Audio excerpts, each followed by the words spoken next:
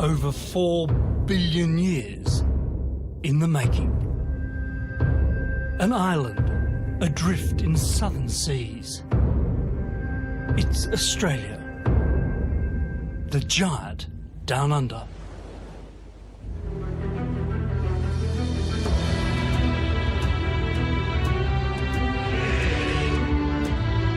Step ashore and you'll find a young nation with all the gifts of the modern age. But move beyond the cities and an ancient land awaits. One nearly as old as the Earth itself. Australia is a puzzle put together in prehistoric times. And the clues that unlock the mystery can be found scattered across Australia's sunburnt face.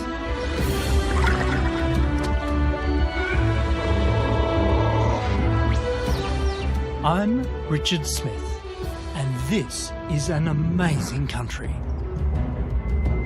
I'll show you that every rock has a history, every creature a tale of survival against the odds. Join me on an epic journey across a mighty continent and far back in time.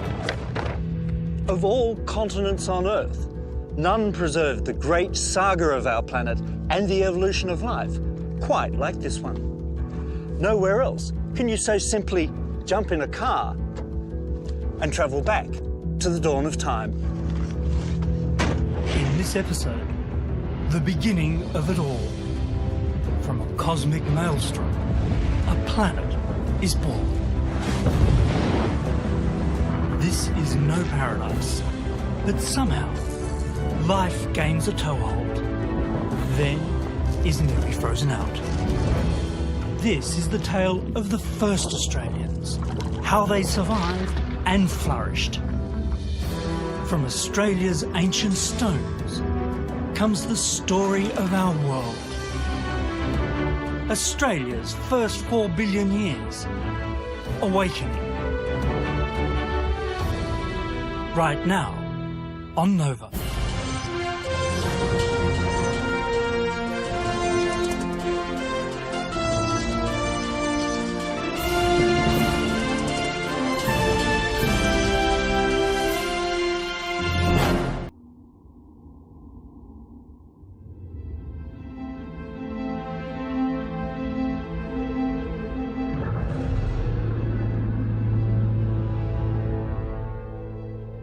When the first rays of the newborn sun shone out into space, they illuminated a scene of untold cosmic violence. Swirling around the young star was a disk of dust and debris. Every fragment locked in mortal gravitational combat with every other lump of rock, metal, ice and dust in orbit.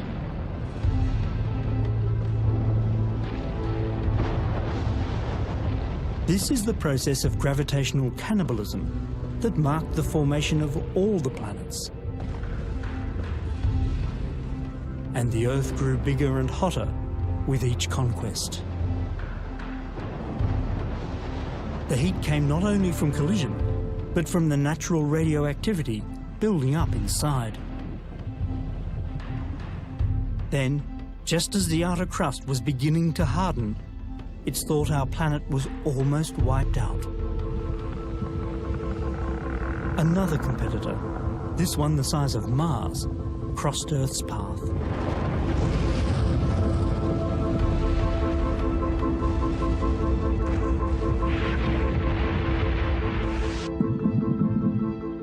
The aftermath was the formation of our pale, airless companion, the Moon, and the red-hot, iron-rich ball of rock we know today as home. Understanding the fiery birth of the Earth really helps explain how the engine of our planet works. The crust I'm sitting on might have cooled down, but the planet below all of us is still a hot ball of rock spinning around in cold space. And it's still trying to cool down.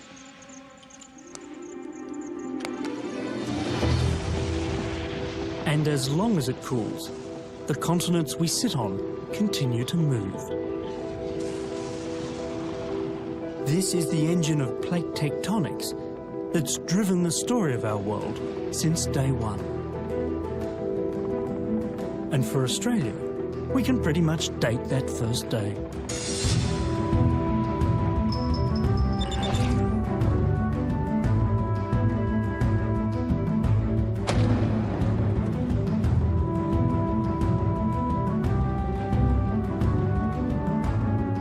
Nearly 2,000 billion sunrises after that first dawn, I'm heading west to one corner of the country that has faithfully kept a record of the earliest days of planet Earth.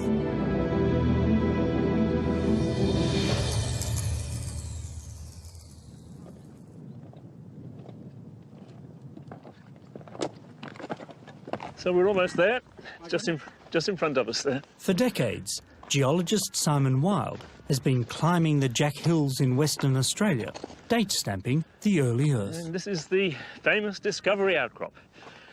It's the site where the world's oldest zircon crystals have been recorded. Though ancient, it's not the rocks themselves that are so old here, but the microscopic crystals of zircon within them.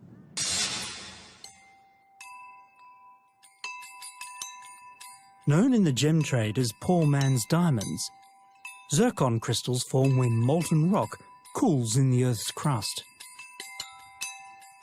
And just like diamonds, zircons are forever. If you ever wanted to find a spot to ponder your oneness with the great age of the Earth, you couldn't do better than this rock, because within it are the oldest remnants from the early Earth ever found. Older than you and I by a mere 4.4 billion years. At just a whisker younger than the age of the planet itself, this tiny treasure, zircon W74, is the ultimate Aussie survivor. Recycled from rock to rock, zircons like W74 have resisted everything the planet has thrown at them. And yet they've somehow managed to keep a diary of the earliest days, locked deep within their crystal lattice.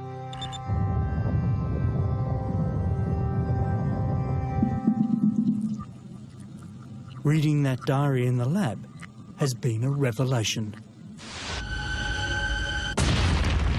The oldest zircons, it seems, crystallized inside molten continental granite that cooled rapidly in the presence of abundant liquid water.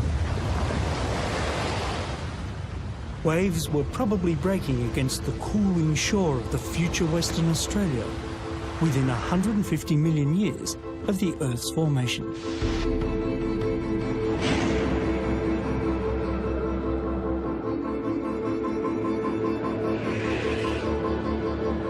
Today's sun beats down here on tiny fragments of what may be our planet's oldest continent and much of the Earth's most ancient rock.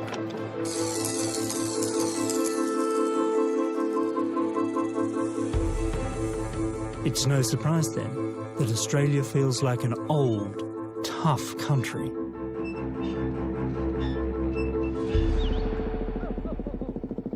Within a stone's throw of the Jack Hills is nearby Malura Station. Here, third-generation rancher Patrick Walsh ekes out a living from the oldest corner of an ancient land, a red and rocky heritage from the dawn of time. The geologists are up there getting terribly excited, bashing on rocks and getting things. Yeah, they're very excited.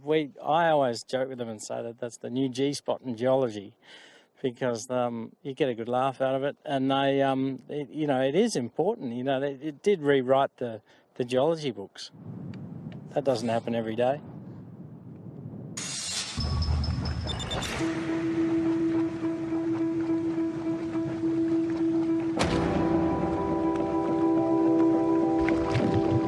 This new picture of the young Earth is of a landscape you might have recognised. Rich in water, clouds and raw geology, but almost totally devoid of oxygen. If you were lucky enough to be able to travel back to the very earliest days of the planet, you would have been treated to some of the greatest shows on Earth. But you would have needed a lot more than a hard hat and a gas mask, because this was a very dangerous world.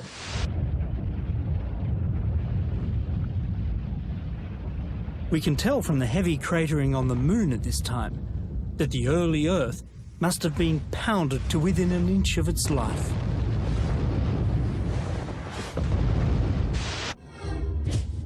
You can get a sense of what this must have been like by visiting Wolf Creek Crater in the Kimberley.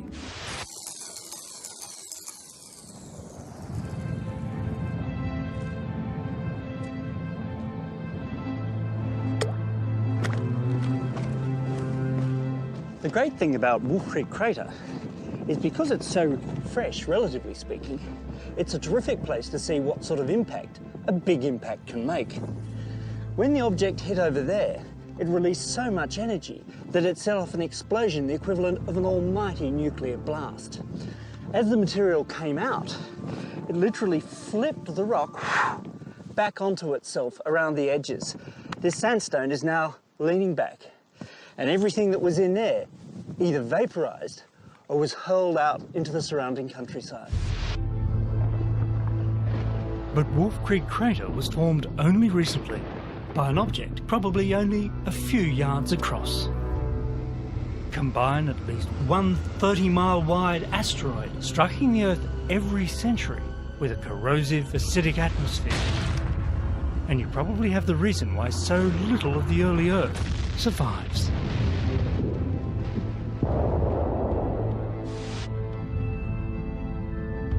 The craters of the moon show that the Great Bombardment slowed about 3.8 billion years ago. But while the moon's face has changed little, the Archean Earth looked nothing like the world today. None of our familiar continents. No green blush of life on land.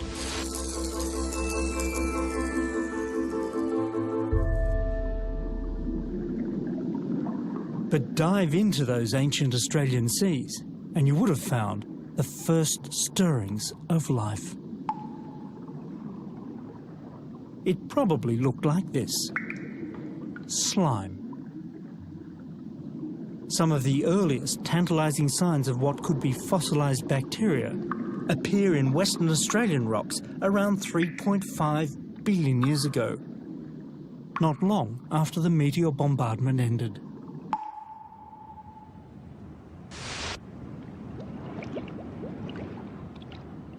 While the details of the origin of life remain shrouded by the mists of time, scientists are starting to get a fix on when and probably where it happened.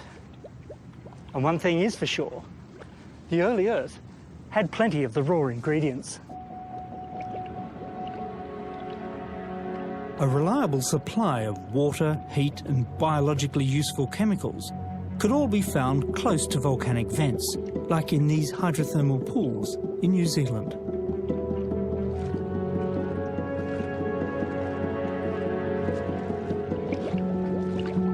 This blistering water contains no free oxygen. Instead, it's rich in poisons like hydrogen sulfide and arsenic. And rich in life too. The orange scum lining the rocks is a jungle of primitive bacteria and archaic microorganisms, all feeding on the noxious goodies oozing from the hot earth below.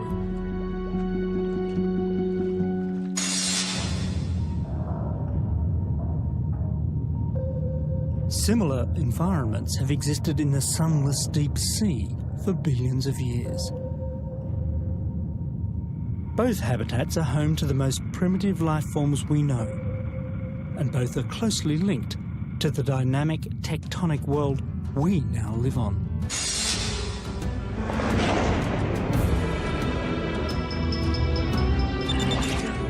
Wherever it started, life soon took hold in the sunlit shallows. And to see what it looked like, we need to head to the beach.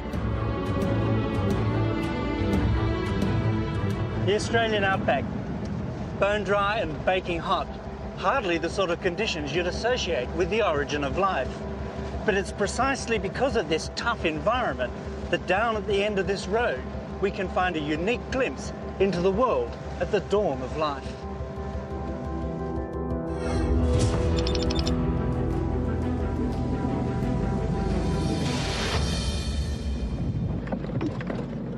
If you ever wanted to pay a visit to your most distant ancestors, then Shark Bay in Western Australia is the place to do it.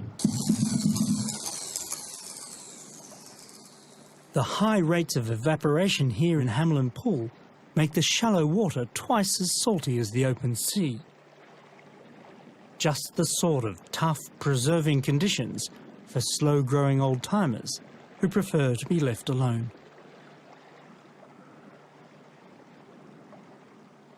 Meet your most distant living relative, the stromatolite, still going strong here in the salty waters of Shark Bay. Now, these guys might look more like rocks than your relatives, but you shouldn't be easily fooled. On the outside is a vast living community of microscopic bacteria that have developed the knack of gluing mud into mounds. And they've achieved this with the revolutionary trick of harnessing the power of sunlight.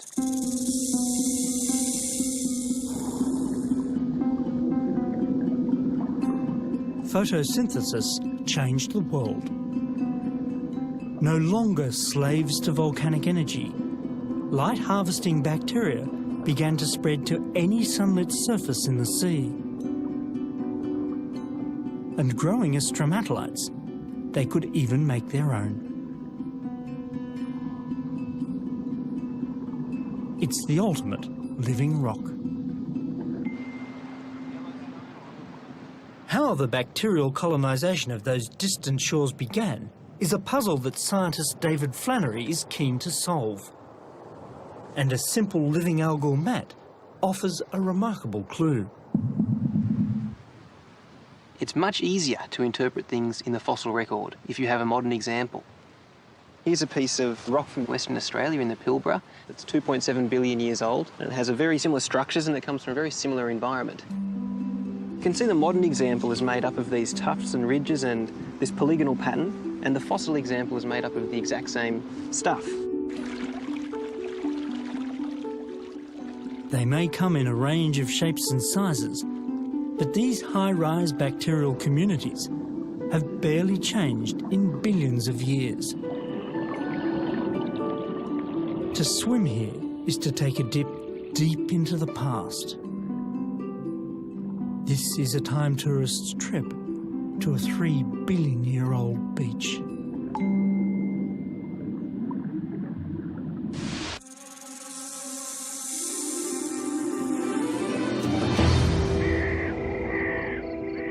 We know that stromatolites dominated the ancient Australian shorelines because you can still visit them, preserved in the rocks of Western Australia's Pilbara region.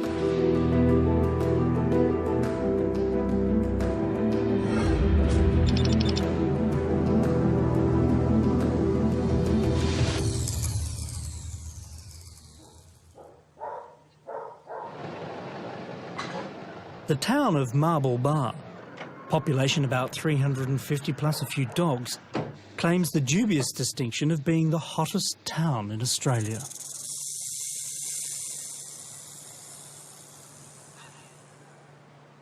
It's probably why some joker dubbed this torrid little spot a few hours out of town North Pole. Geologists can read perhaps the oldest preserved planetary landscape in the rocks here.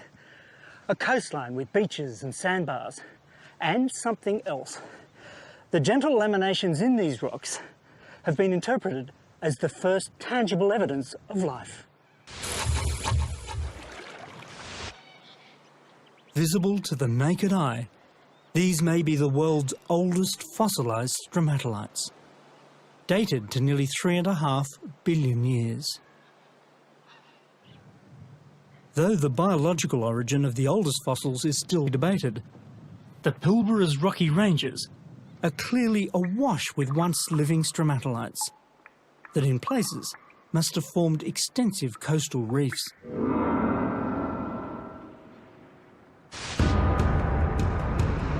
As far as we can tell, this was the Australian seaside circa 3,000 million years ago.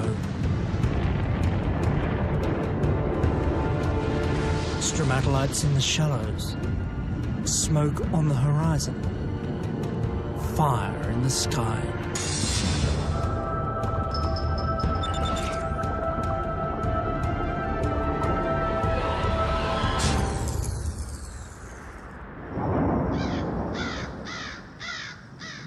These simple life forms made their mark on the world in a far bigger way than as fossils in a landscape. They started making the landscape themselves. South of North Pole lies another Pilbara treasure, Karijini National Park.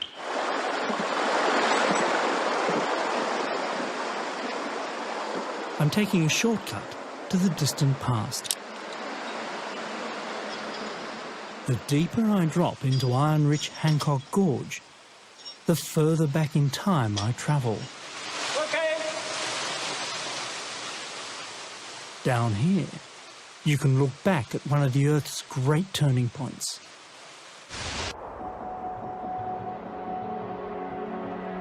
Two and a half billion years ago, the atmosphere was still without oxygen. But beneath the waves, stromatolites and their photosynthetic kin were steadily releasing this reactive waste product into the water. It didn't get far. The oceans were full of dissolved iron left over from the planet's formation. Mix oxygen with iron, and you can guess the result. The oceans began to rust.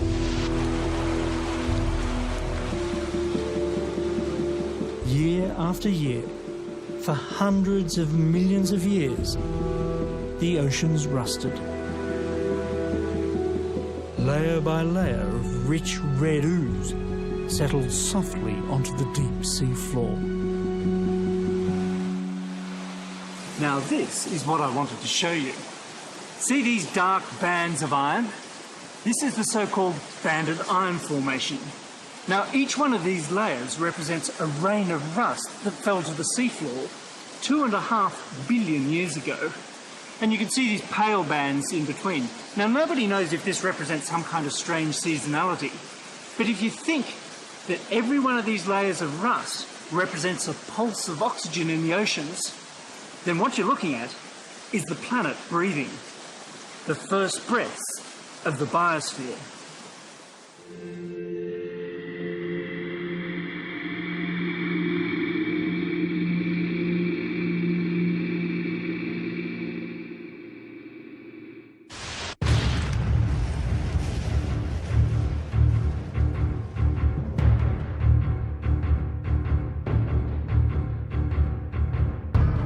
Today, that first biosphere breathes life into the Australian economy. The massive iron ore deposits of the Pilbara are the direct economic legacy of the rusting of the oceans. It's not until you stand deep in the pit of an iron ore mine like Mount Whaleback that you get the true sense of the scale of the rusting of the oceans.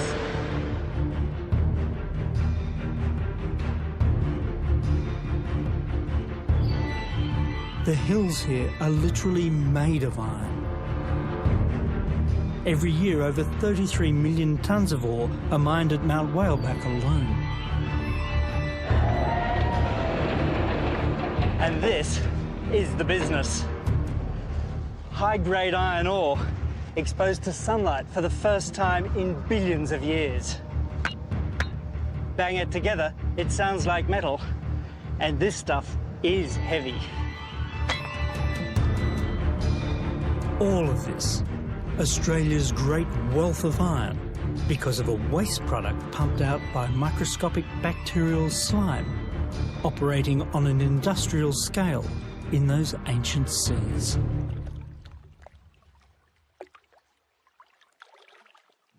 The empire of the stromatolites was without doubt the greatest in the history of the Earth. Forget the Romans, the Persians, even the dinosaurs. These humble bacterial mounds dominated the planet for over 2,000 million years, and they engineered its greatest transformation.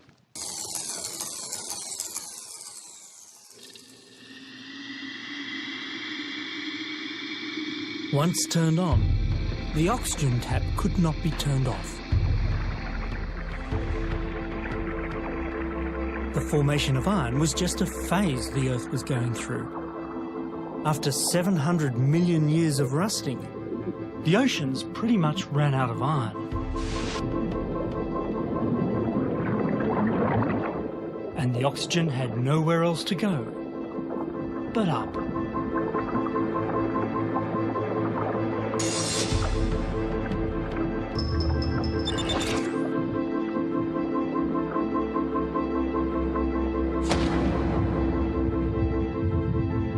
Now, for the first time, oxygen began flooding into the atmosphere.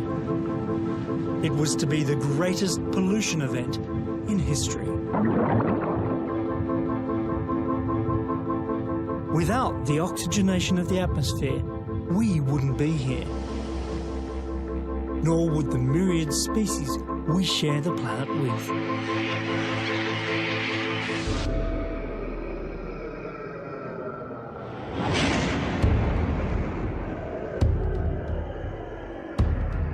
There might have been a revolution underway, but there wasn't much for a time tourist to see. Or breathe, for that matter. With oxygen concentrations at only a 20th of today's levels, your first gasp would have been your last. Even geologists have found the second half of the Proterozoic a little dull. After all the earlier dramas, things got stuck in such a long geological rut that they've dubbed this period the boring billion.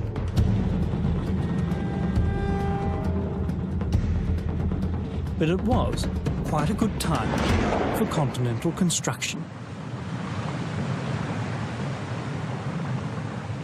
The hot planet below had been busy, pushing and welding together the ancient chunks of continental landmass that today make up most of the western two-thirds of Australia.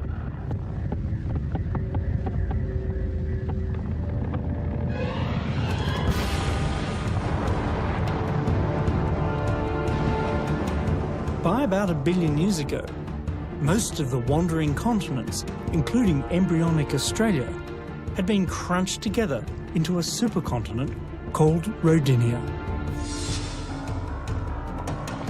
Fossil evidence points to some of the first seaweeds, sponges and embryos appearing at this time. Life was moving beyond bacteria.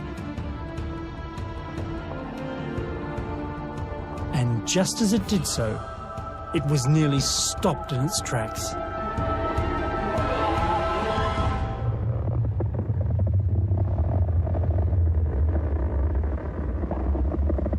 Welcome to Snowball Earth.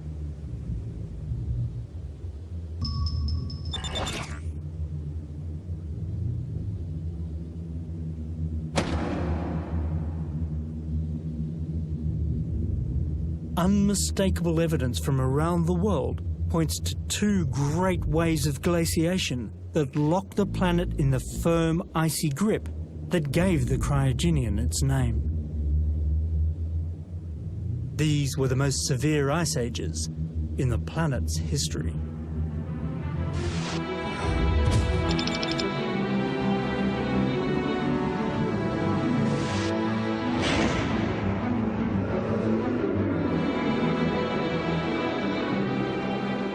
The Flinders Ranges in South Australia seem a world away from a great global ice crisis. Yet it was here that clues to just such a calamity were first found.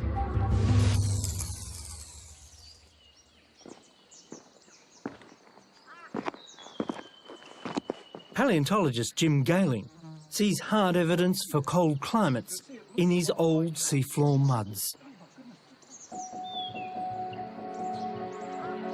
This is tidal rhythmic sedimentation. In other words, every single tide has been recorded as a couplet of layers. But the beauty of this, it's a complete record of tides for as much as 60 years. And that is unique for rocks that are 640 million years old. These soft sediments settled on the seafloor with the precision of grooves on an LP record. Each band turning to the beat of an ancient tide. The fine, undisturbed layering of this tidal calendar could only have formed one way. With the seafloor protected by a ceiling of ice. The seafloor was actually sealed off from waves and storms because there was an ice cover over it. We were almost straddling the equator, and yet this ocean was covered with ice.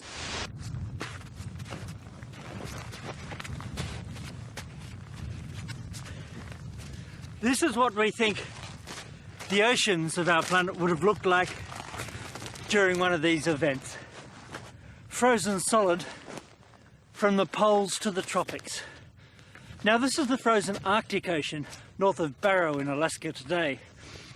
In a month or two, most of this ice behind me will break up and drift away. It'll come back next year.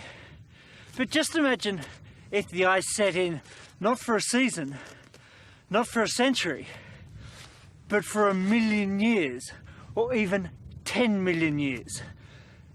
It's very hard to imagine anything surviving such a cold, cold world.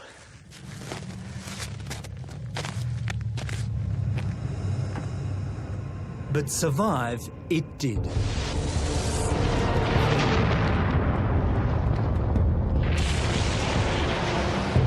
It was plate tectonics to the rescue.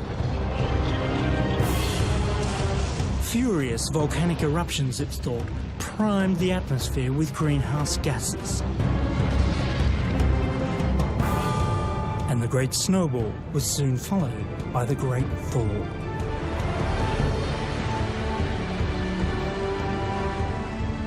As the ice caps melted, seas rose and flooded back across the land.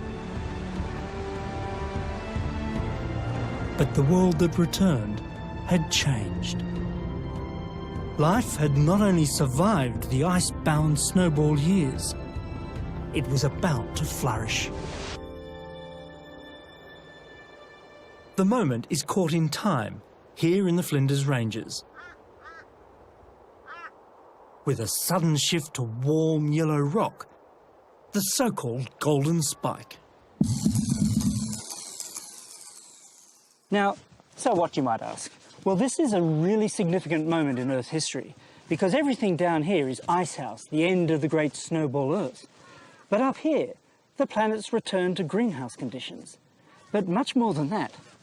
At this precise point, 634 million years ago, we suddenly enter a world clearly inhabited by animals. In a secret location in the hills not far away, Jim Gayling and his team have unearthed a whole section of seafloor. A tableau of life in the Ediacaran.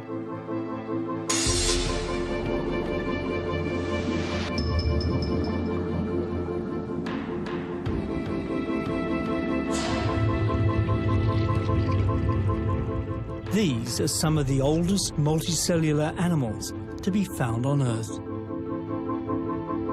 So significant that their discovery near Ediacara in the Flinders Ranges has given the age its name. So you're looking at a snapshot of life on the quiet bottom, just below the reach of waves during fair weather. Here was a garden of strange animals. Frond-shaped creatures feeding in the current. Others resembling anchors and throat lozenges.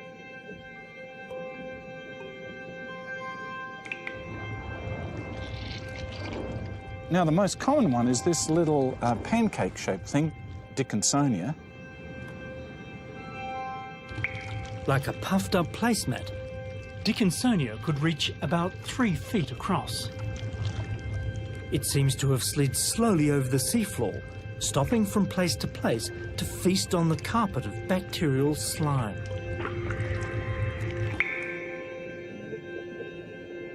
One of the puzzles has always been, though, how did these creatures feed?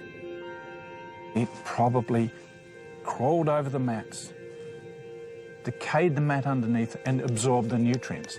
So no mouth. No mouth.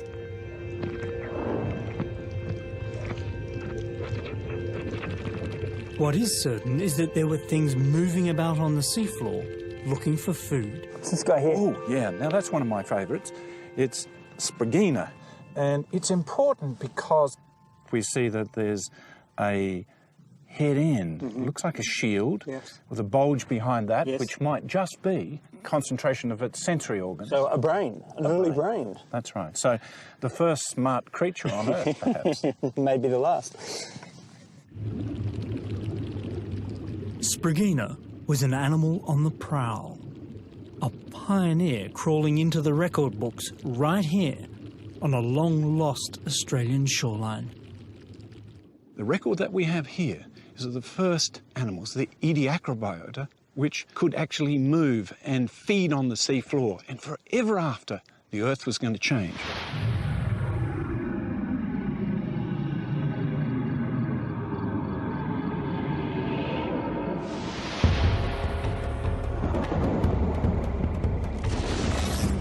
For the great bulk of the planet's history, we've travelled through a landscape where raw geology ruled the world and slime ruled the waves.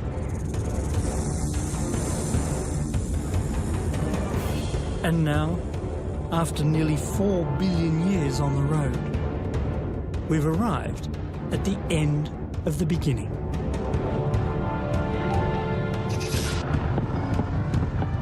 While life was starting to soften the planet's surface, Earth's underground heat engine had been busy driving Australia, Antarctica, India, Africa and Madagascar together into the famous supercontinent Gondwana.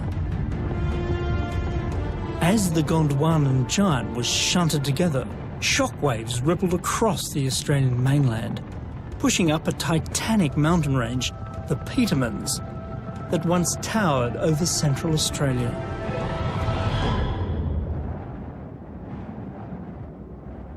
By the time the sun was glinting off their jagged icy peaks, it was also sparkling through into the first seas of the Cambrian.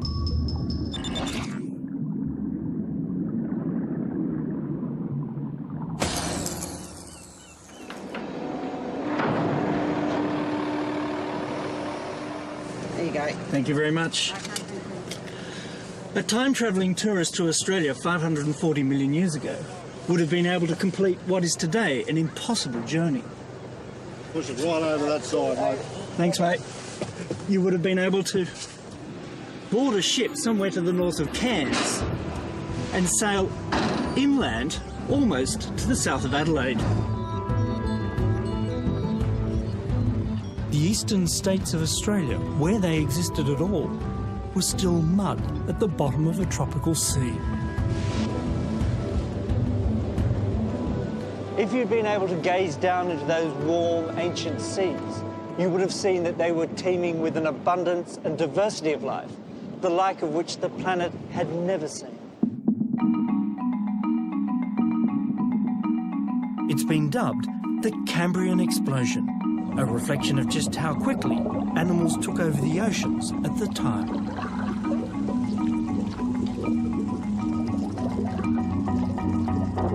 There'd been strange creatures in Australian seas ever since the Ediacaran. But now, suddenly, things that might not look out of place on a seafood platter were scurrying over the sand.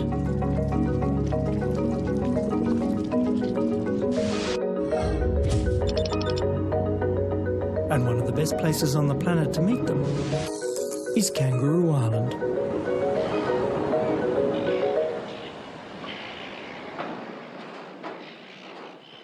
Tucked away high above the waves of Emu Bay lies one of the world's premier Cambrian fossil sites.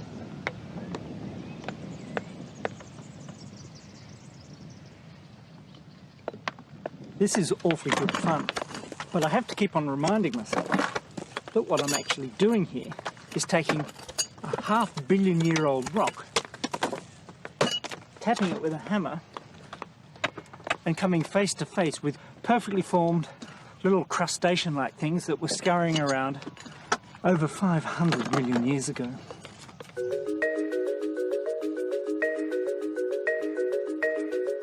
These are trilobites, ancestral arthropods that made their grand entrance in Cambrian seas.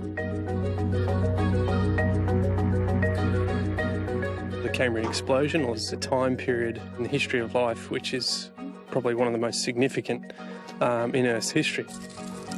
We see animal groups that are recognisable today first appearing in the fossil record. So the arthropods, for example, things like spiders and crustaceans and insects, and the mollusks, another major group that we see today. They have their recognisable beginnings in the Cambrian.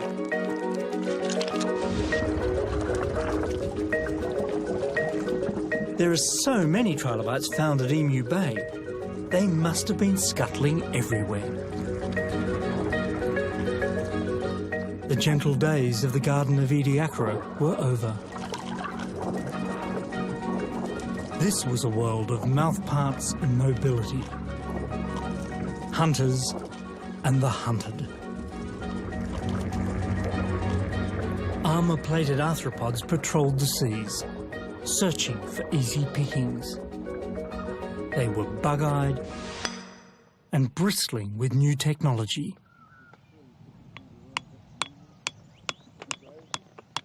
Astonishingly, some of their soft body parts have been exquisitely preserved. Here's looking at one of the world's oldest eyeballs.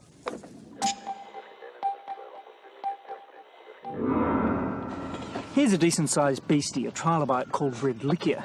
Now you can see all its segments quite clearly, and you can see this beautiful head shield with these big spikes down each side. But if you look even more closely up here, you'll see its two antennae. Just amazing. Growing longer than a man's hand, Redlichia was the largest trilobite in these Gondwanan waters.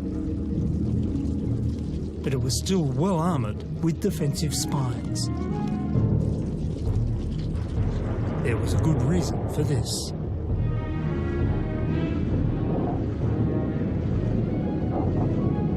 Top predator in the Cambrian Ocean was a giant arthropod called Anomalocaris. Anomalocaris was an animal that grew to over 6 feet in length.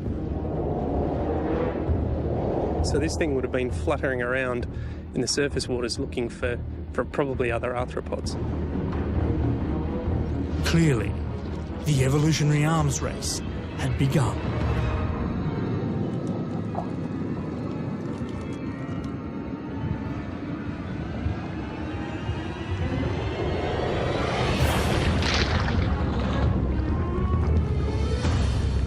While the trilobites went on to reign for another 250 million years, Anomalocaris swam into oblivion by the end of the Cambrian.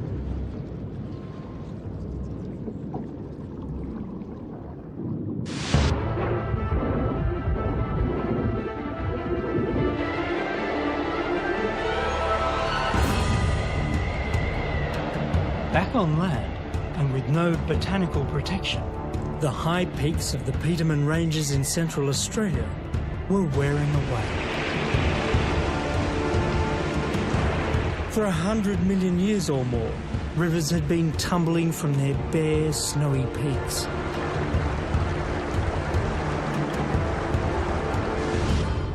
These days, the Petermann Ranges are little more than a fading blue blip on the Central Australian horizon.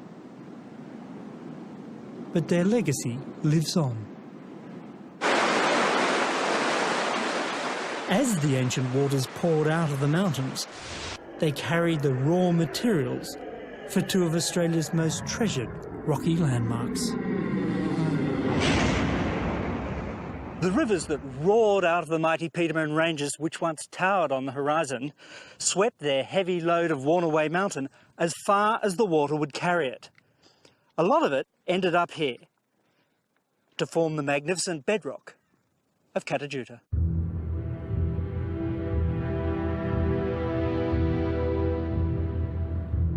The smooth domes of Catajuta are the eroded remnants of a thick conglomerate of rounded river cobbles dropped by the fast-flowing water. A lighter load of sand was carried further afield. It ended up here, about 20 miles away, where rivers slowed as they met the shore. This is how Uluru, the great red rock in Australia's desert heart, began life. As wet sand from a recycled mountain range, settling at the edge of a now vanished Cambrian sea.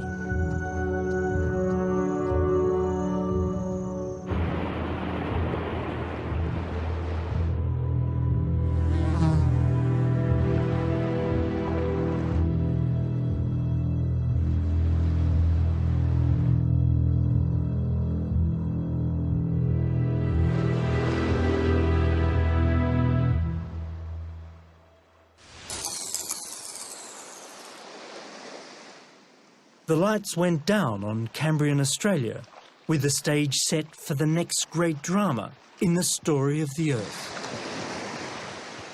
And the cast was already gathering out to sea. Despite the explosion of life going on in the sea, if you'd taken a walk on a Cambrian beach, you probably wouldn't have noticed much going on at all. Perhaps a trilobite might have tickled your toes, but apart from the wind and the waves, this was a silent world. There was still no life up there, on land. It would not stay this way for long. The seas, now bursting with life, were set to spill their cargo onto the bare earth. And Australia was ripe for conquest.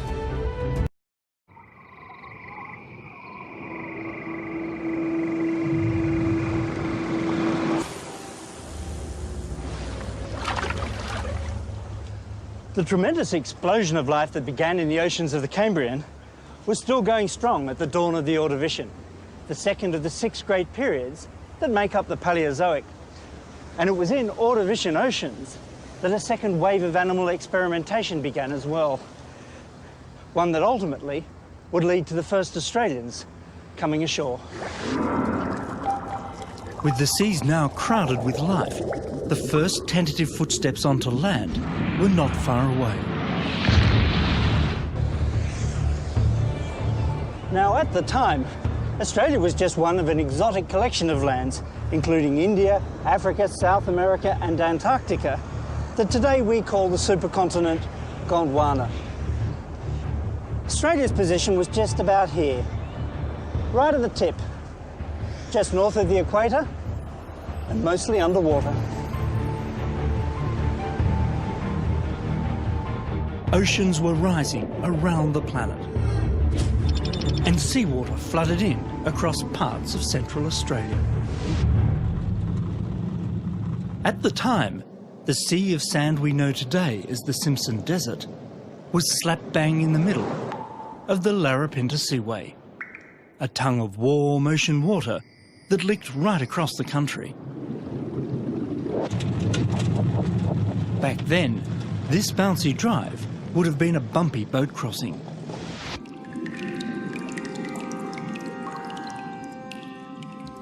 As the rising waters swept in, they carried a rich bloom of plankton, food for some of the earliest fish to swim in the sea. and they swam right here, right above me.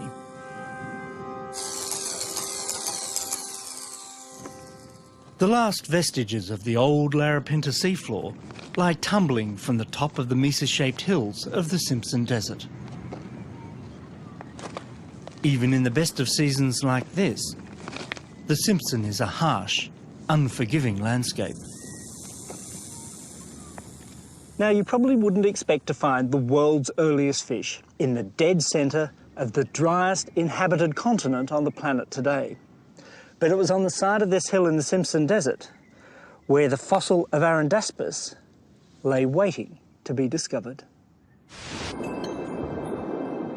We only know Arundaspis from the bony head plates and body scales it left behind.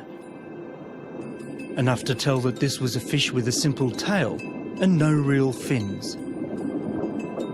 Nor did fish like Arundaspis have jaws or even teeth. They probably just slurped in whatever morsels they could find. But don't underestimate the significance of this fish. This was an animal with a backbone. It's one of the first vertebrates, so we can all trace our ancestry back to an animal like this.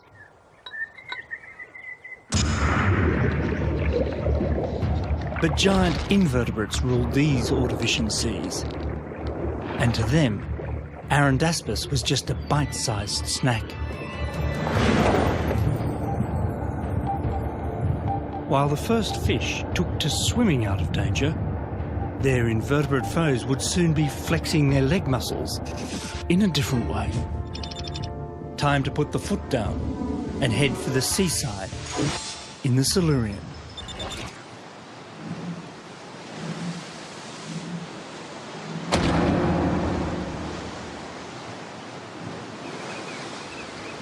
On a remote stretch of the Western Australian coast, the 21st century Indian Ocean eats away at an ancient Silurian shoreline. Wind and water have exposed the burrows of long-gone animals in the sandy coastal cliffs. The original inhabitants of the burrows remain a mystery, but not the predators attracted by such rich pickings along the prehistoric shoreline. Clues to their identity are revealed in the rocks of nearby Murchison Gorge. Here, the river has sliced deep into the Silurian past. My goodness, what a view. The Murchison Gorge back in the Silurian wasn't a gorge at all, of course. It was a vast estuarine floodplain with rivers winding down from the hills in the distance, carrying sand into the sea. But for the first time in the history of the planet, those Silurian shorelines down there were alive with animal activity.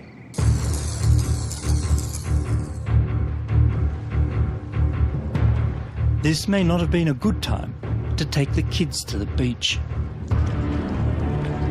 Armies of sea scorpions were massing in the shallows. Known to paleontologists as eurypterids, some of these intimidating arthropods grew as long as a man is tall, and they bristled with armoured legs and fearsome claws. Far less threatening was this bloke. Calbaria was probably an ancestor of modern crustaceans and grew about as long as a king prawn. Whether in search of food, a safe place to mate, or simply to avoid the nasty neighbours, Calbaria clambered ashore and left clear imprints of its many tiny feet in the rocks.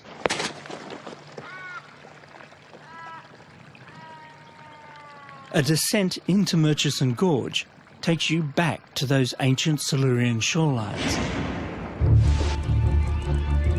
Down here, it soon becomes clear that the sea scorpions followed Calbaria ashore. This is what we call track central. I can see why. Yeah. There are tracks everywhere. This is probably the best site in the park to look at these eurypterid tracks. Our animals come through here So in shallow water. Shallow water. Okay, been slipping and sliding a little bit as he comes around the corner. That's exactly right. But here, I mean, I can see clearly this is kind of sloppy looking track here. It is. But once you come over here, you start seeing really discrete footprints. Clear graphic demonstration of a creature walking out of the water and onto dry land. And where we are here in the depth of the gorge, we're in the oldest of the Silurian sediments in this area. Quite a historic little spot you've got here. Very. These trackways offer some of the oldest evidence for animals on land. And even though these formidable beasts could not stray far from the water's edge, a beachhead had been established. So this seems to be how the animal invasion of the land began, with a scary assortment of arthropods with attitude slinking and scuttling ashore onto the wet sands of a new frontier. But this wasn't just a continent to exploit. There was a whole planet for the taking. Waiting beyond the breakers were all the wide brown lands of Earth.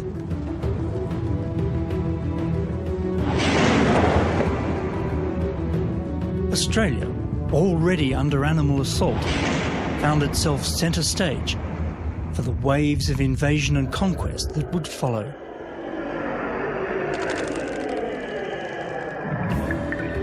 But animals were not going to get far inland without help from plants.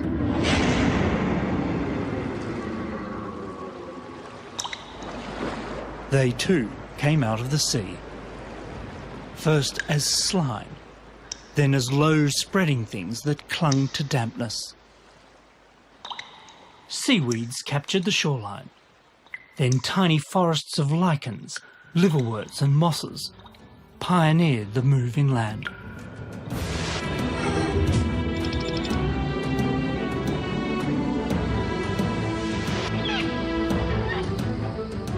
Today, we take for granted the plants around us. It's their oxygen we breathe, their food we eat. But the land can be a tough, dry place to live. And any plant going to make it big out here needed a thick skin and a little internal fortitude. Just such a plant first took root somewhere around here.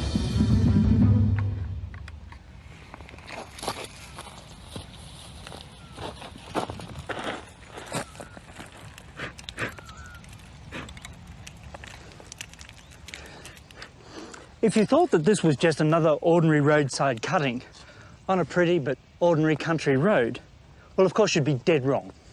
It was here near Yea in Victoria that fossils of some of the world's earliest land plants were found.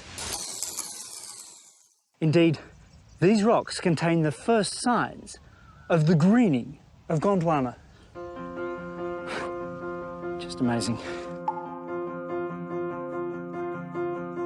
This is Baragwanathia, possibly the oldest true land plant in the world. Not much to look at, perhaps, but with green leaves and a stem to carry sap internally and to support its weight, the world above water was its oyster. In life, it would have looked much like this. This is a lycopod or club moss, as was Baragwanathia, rising out of the water in a coastal bog in Queensland today.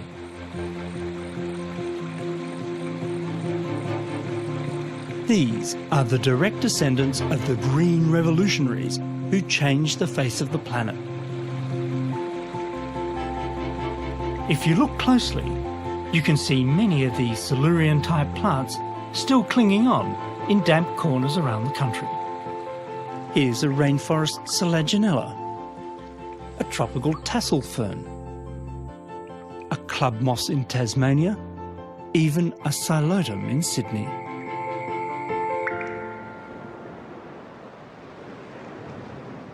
Plant life had by now engineered a solution to the ultraviolet radiation that had been sterilising the Earth's surface.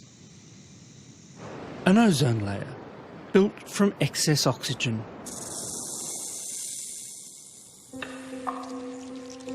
The low spreading thickets provided the perfect humid cover for other arthropod forms like millipedes, centipedes and mites to make the transition to land complete.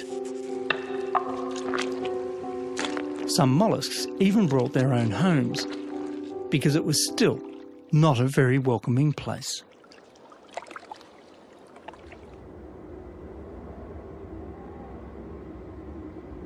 While life was exploring the fringes, most of the Gondwanan supercontinent was dry, probably still quite bare, and almost certainly windy. The Larapinta Seaway had receded, leaving much of what is now Central Australia resembling the Sahara Desert.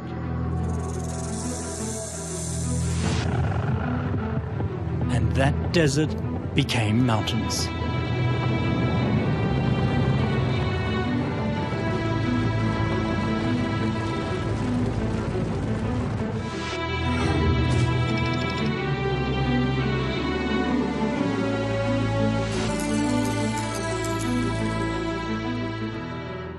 Titanic tectonic forces operating over a span of 150 million years buckled the Earth and pushed great folds of rock into the air.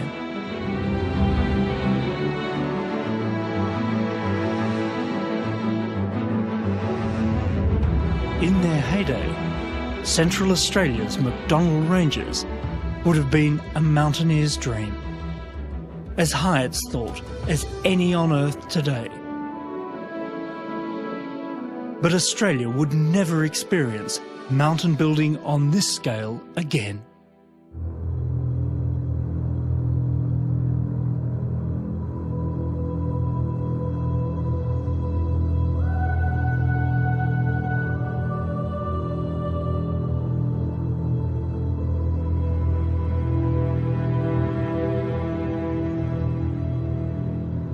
After a near eternity of erosion, the diminished remnants of the McDonnell Ranges still run in long, jagged wrinkles across the heart of Australia.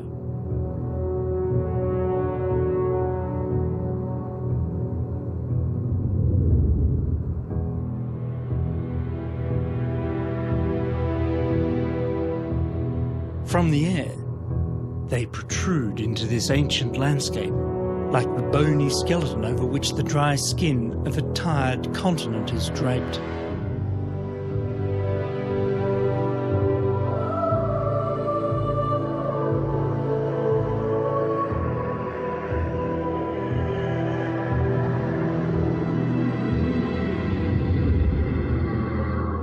All other continents boast mighty mountain ranges. The Rockies, the Alps, the Andes, the Himalayas. But they're all relative newcomers, and mostly still growing.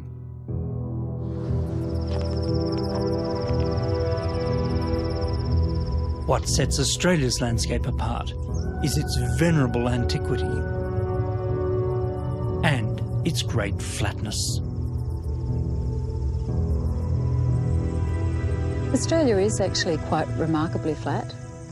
And when you look at it from space, it's not just flat, but it's apparently saucer-shaped.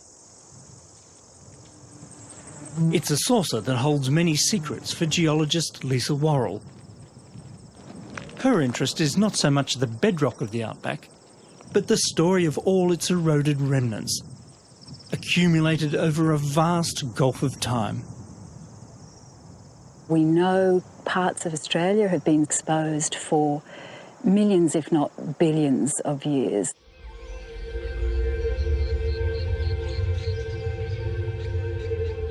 We're partway through an ongoing geological story. The rivers that in Australia mostly drain inland are actually losing or have lost the ability to carry sediments out and down into the seas. So inland Australia is filling up with sediments.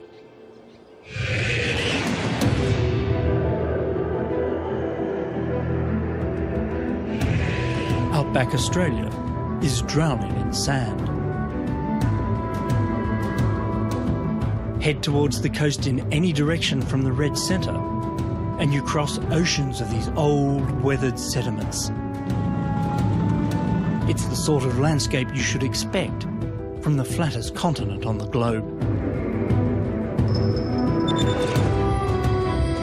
Travelling northwest, it's 700 miles before you reach the next significant patch of high rocky ground. The Kimberley.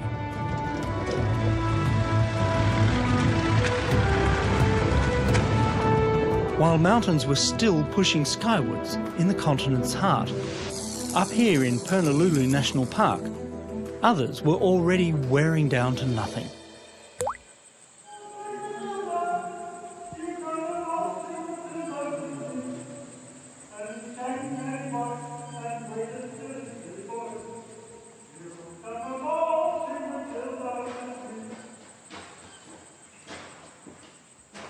Epic tales of erosion and recycling lie behind most geological features in the Australian landscape.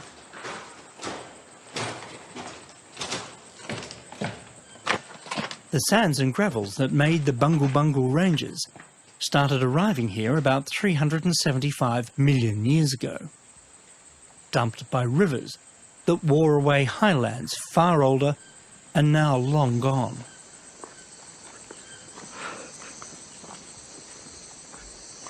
This landscape was already second-hand, long before the rocks began eroding away into the famous striped beehive domes we see today. The distinctive striping of the rocks here is a dead giveaway to how the Bungle Bungles were formed, layer by layer, as mighty rivers washed sediment from distant mountain ranges to fill the basin.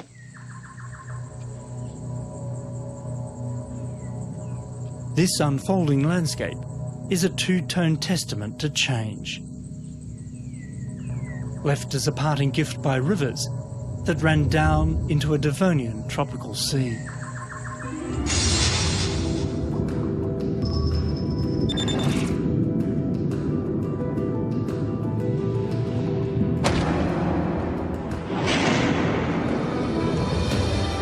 "300 dusty miles to the west of the Bungle Bungles, and you can run down to that same ancient sea. Once home to some of the most spectacular tropical reefs on the planet.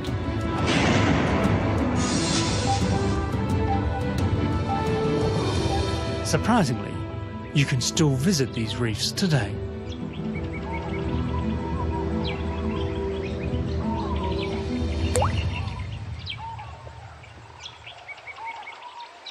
I'm standing at the base of the Great Devonian Barrier Reef. These towering limestone cliffs were once towers of life rising into the clear sunlit waters of a colossal reef system that once circled the Kimberley.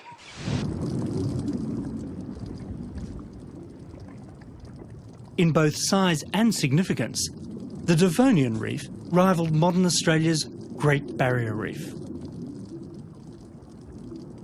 Its limestone ramparts were once festooned with crinoids and corals, sponges and sea squirts, and many other creatures still found clinging on in tropical waters. That Devonian life has gone, but the great reef walls still stand to this day. It's easier to see from the air. In the same way that the Great Barrier Reef fringes the Queensland coast today, the Great Devonian Reef skirted in a sweeping curve around the Kimberley hinterland for perhaps 600 miles. Reef after reef line up across the landscape as if a giant bath plug had been pulled.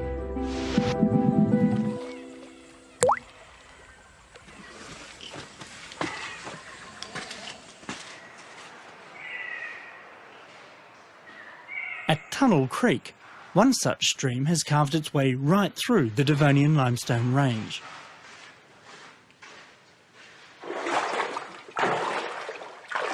It's a deliciously cool change from the sweltering heat outside. and offers dark access to the very heart of the reef itself.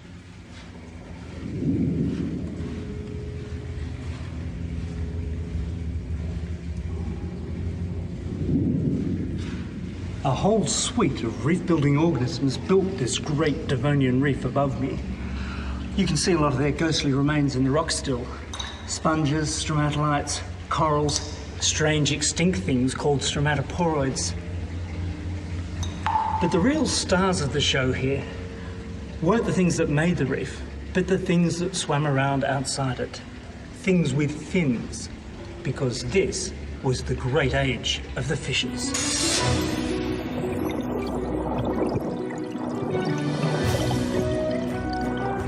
It was in the Devonian that for the first time fish filled the oceans.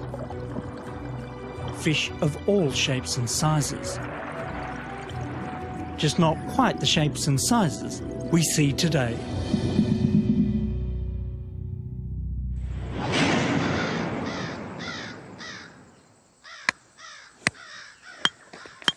Like the reefs themselves, the fish of the Devonian northwest are amazingly well preserved. Protected in limestone nodules, scattered across nearby Gogo Station. Ow. You don't get a lot of bites around here. About 1 nodule in every 1,000 yields a good fossil strike.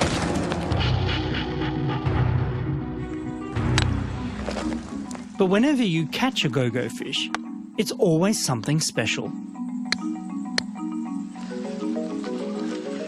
Oh, wow. That's a lot of bone. That's all bone there. That's some very large plates. So what do you think that is, Kevin? It's clearly a large placoderm, probably a big arthrodire.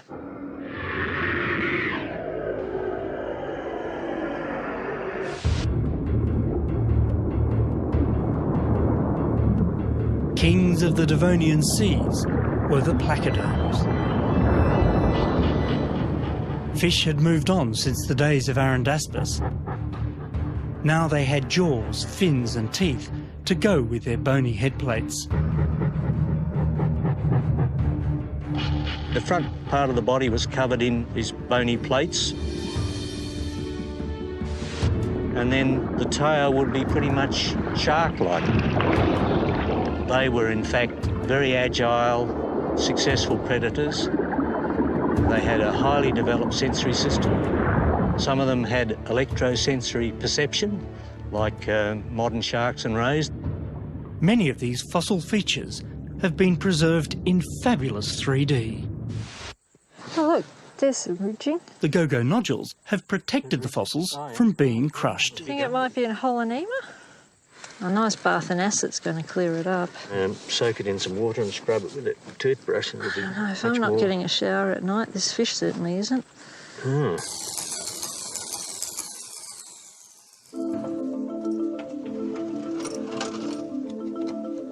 It's only once the limestone nodule is dissolved away in acid in the lab that the fossilised fish within come back to life. In astonishing detail.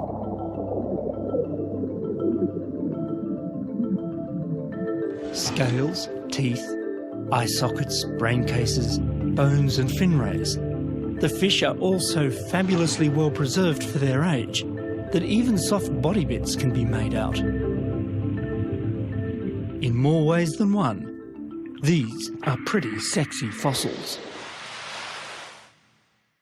Well, this one here is particularly interesting because it's one of the few male fossils that we have. And we can tell that because it has this clasper. What, like in a shark? Very much like a shark.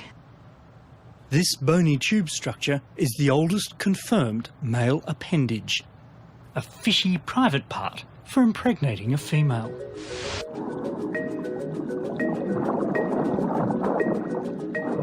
The Devonian was an important time for vertebrate life, with many biological experiments underway, including the all-important vertebrate sex.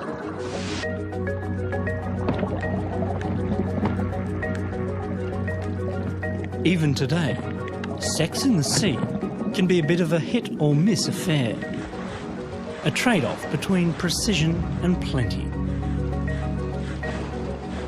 Without coupling and live birth, vulnerable progeny sink or swim on their own. Not a strategy destined for success on land.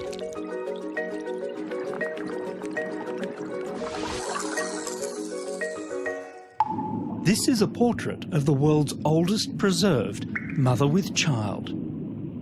And we have the fossil to prove it. This is perhaps our most famous discovery to date. This is the mother fish, and this is the real kind of clincher we had that you could have live birth.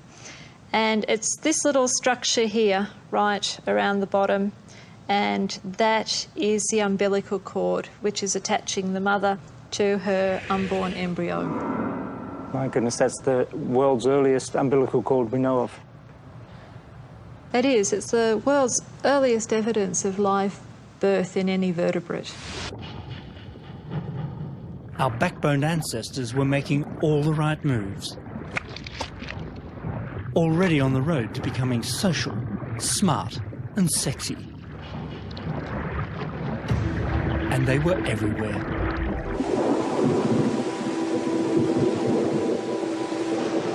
As rain fell on Australia's newly constructed east, rivers ran back down towards the sea, filling the freshwater lakes and backwaters of the new coastal landscape.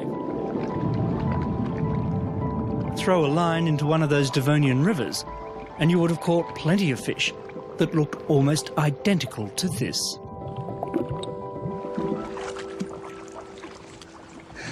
Whoa, hi, big guy. Well, look at you. Aren't you something special? Now, this is something truly special, a living link to our fossil past. It's the Queensland lungfish, Neoceratodus fosteri, and I'm trying to hold him, I hope. Now, he is the most primitive of the handful of lungfish that still swim on planet Earth. Think about it for a moment. These guys were already ancient history, 100 million years before the first dinosaurs walked the Earth. And if you're worried about that fish out of water thing, these guys are called lungfish for a reason. They're built for it. There you go, matey. Off you go. Thank you.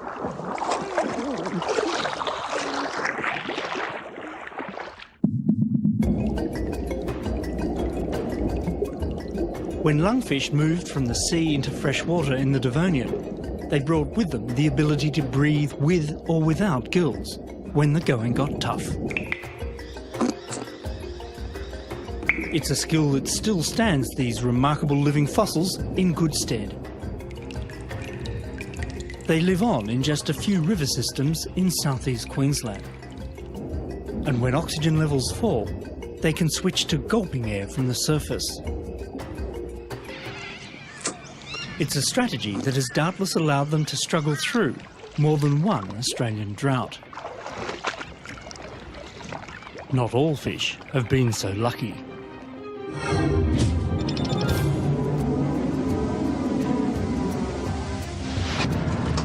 As far as we can tell, drought is a problem that has plagued the country for at least 360 million years. We know this because in 1955, the local council sent a bulldozer to smooth out a bad bend on the Canowindra to Goolagong Road.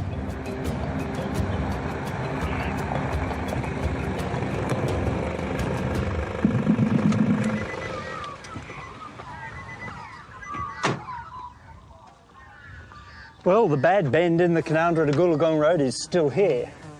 And you wouldn't know it to look at it, but I've just parked right on top of one of the most spectacular Devonian freshwater fish sites in the world. The roadworks inadvertently lifted the lid on Australia's oldest known outback waterhole. When a paleontological team returned to open the site, Can you just turn it around so we can get the light on it? thousands of fish tumbled out. They were lying on the slabs just as they had been the day they all died together when their waterhole dried up. Like their saltwater go-go cousins, many were armour-plated placoderms.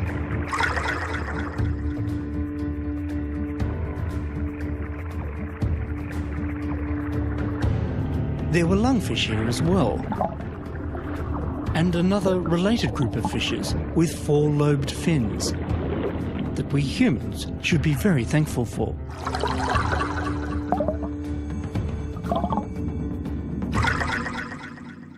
Of the 4,000 or more fish uncovered on these Canowindra slabs, this one is special.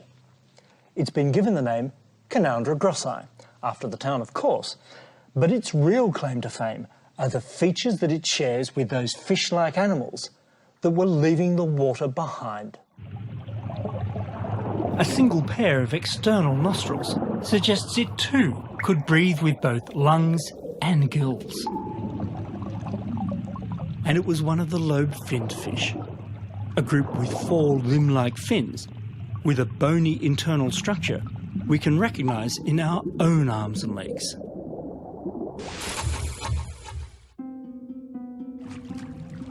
It's not hard to imagine that somewhere in the drying Devonian waterhole at Canowindra, at least one of those fish might have got away by walking onto land. And this is why. Hard evidence in the form of fossilised four-legged footprints of about the same age and found near the Genoa River in Victoria.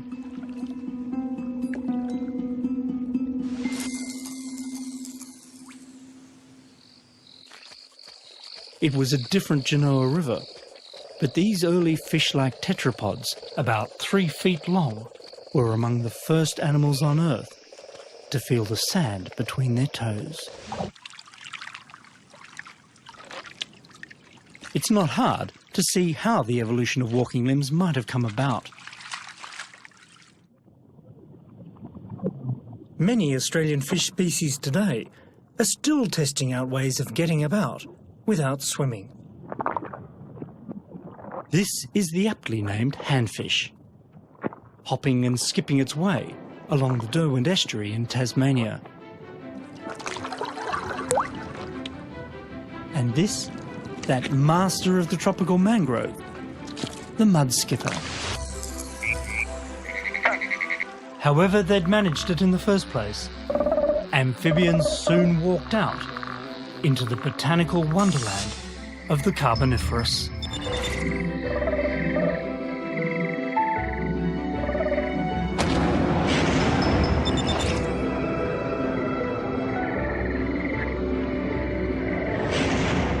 The Carboniferous saw all sorts of new plants putting down roots and pumping out oxygen at levels the planet had never seen before.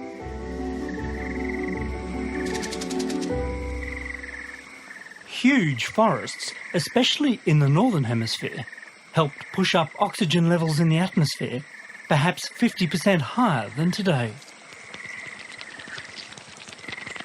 The extra oxygen saw some invertebrates grow to enormous sizes. It allowed millipedes the size of snakes to scuttle across the land, and insects as large as seagulls to take to the air. The rich insect pickings on offer must have favoured the spread of the amphibians now moving through the landscape. But like their froggy descendants today, these ancestral four-legged animals needed to return to water to reproduce.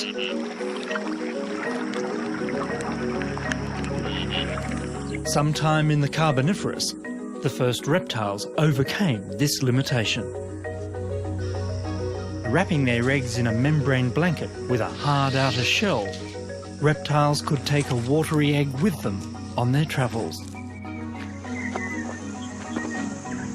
It was a solution so successful that it allowed the many contemporary lizards of Oz to still claim the arid Australian outback as their own.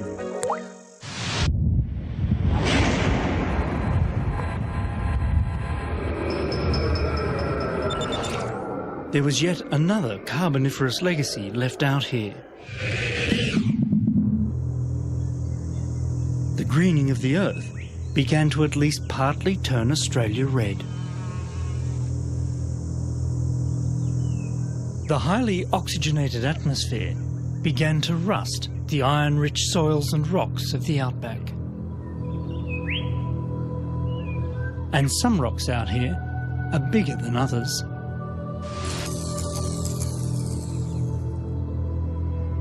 It's very impressive. It's a fabulous monolith, isn't it? It's justly famous for being the largest bit of rock, lump of rock in the world. Yeah, and it's just gorgeous. And it's very red. The colour of weathered iron minerals, like hematite. Many of the rocks of Australia are rusted. We know that we had oxidising rocks back to around the Permo-Carboniferous. That coloration of the landscape is in fact very old and very persistent.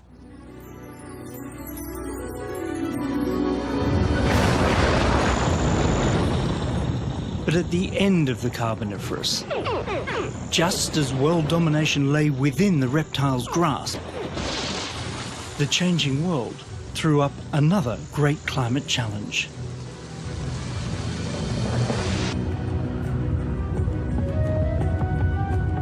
The drift of Gondwana saw Australia heading south and getting colder. It was more than just the location. The Earth had slipped into another ice age, and Australia was covered in more ice than it would ever see again.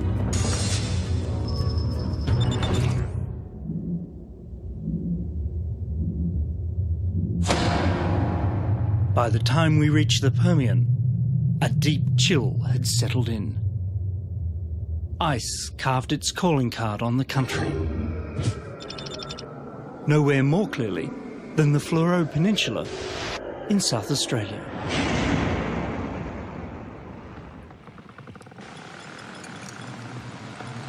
The bedrock here was scoured by glaciers. All these long scratches and grooves in this smooth surface were gouged by rocks and debris being dragged along at the bottom of an ice sheet, flowing in this direction.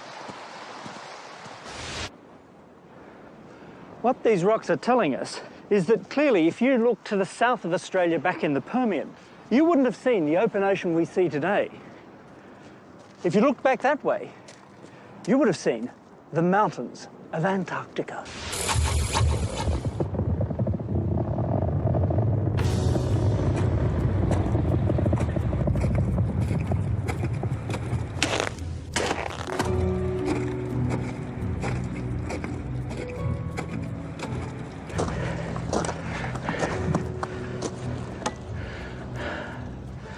It's incredible to think that if you travelled to Australia in the early Permian, the landscape probably looked much like this over at least the southern half of the continent.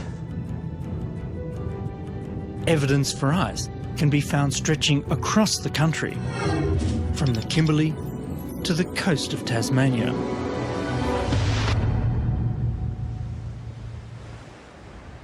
But this cold landscape was not frozen solid like Antarctica. It was seasonally cold, more like a northern Alaska or Canada.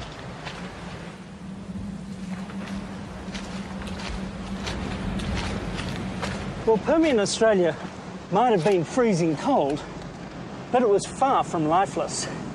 These remarkable rocks on Maria Island are just stuffed to the gunnels with shellfish. And nearly every one of the animals in the rocks here, and in the rocks behind me, and the cliffs in the distance, belong to one species of clam. This one, called Urodesma.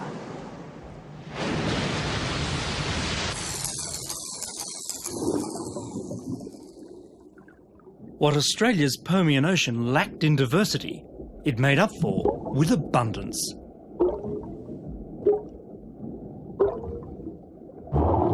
Life crowded the seafloor.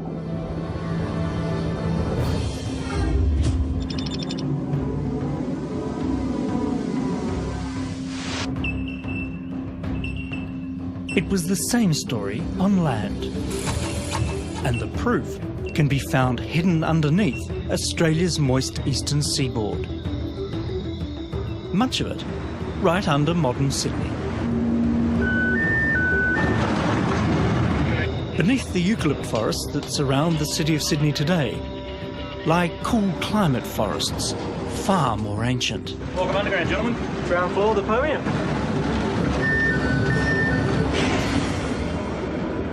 I'm heading half a mile down into a coal mine at Helensburgh on Sydney's southern outskirts.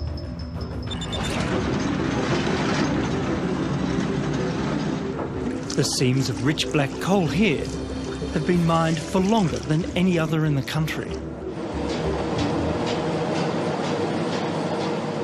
What you're looking at here is the exhumation, half a kilometre underground, of the dead black graveyard of a vast swampy forest that once stretched right across the Sydney Basin. It's hard, messy, noisy work, but there's treasure in this coal, the raw energy of fossilised sunlight.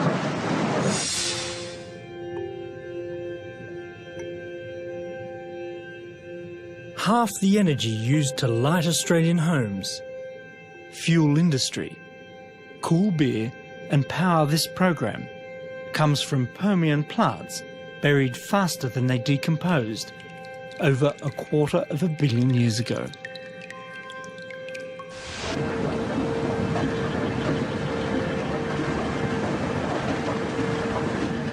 When scientists looked closely at these coal seams, they found something not seen in the Australian forest growing so far above me today.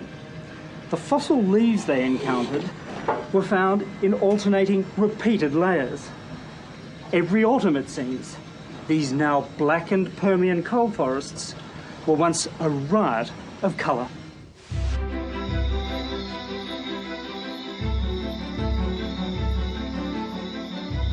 One tree above all others dominated the Permian forests, Glossopteris.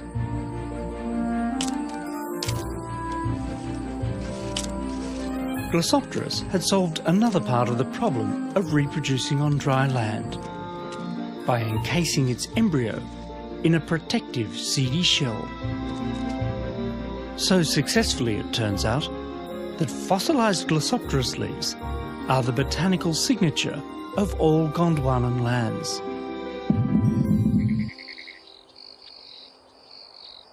The planet had come of age in the Permian. Here was a world with great oxygen-producing forests, inhabited by animals with 4 legs. Insects had taken to the skies, and the seas were brimming with animals. Life on Earth was going swimmingly well. And then, suddenly, everything went diabolically wrong.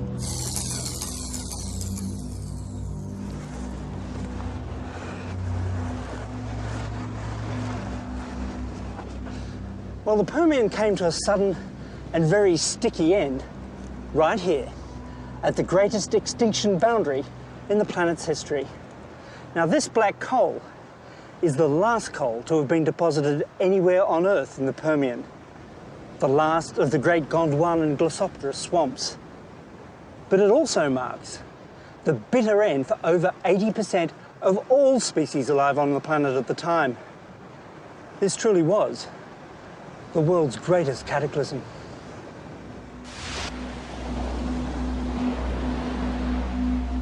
This figure is conservative.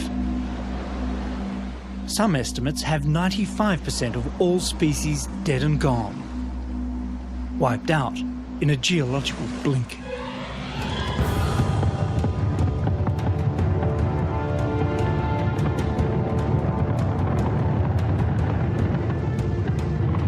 The trigger, it seems, did not come from outer space, but from underground.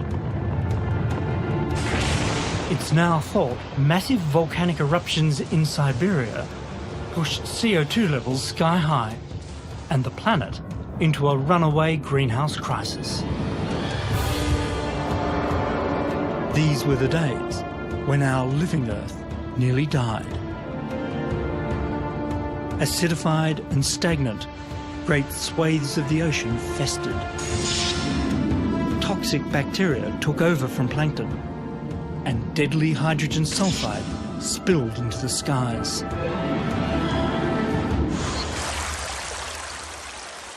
But with change, even of the calamitous kind, comes opportunity. And the earth would soon echo to the thunder of giants.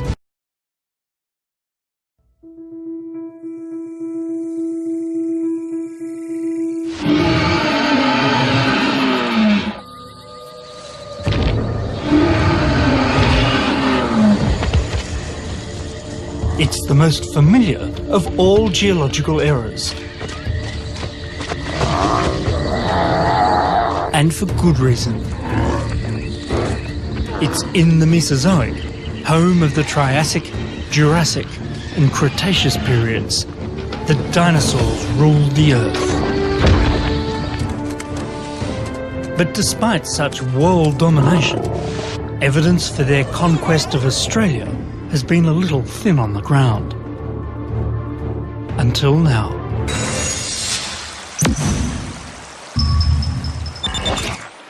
Time for the age of dinosaurs.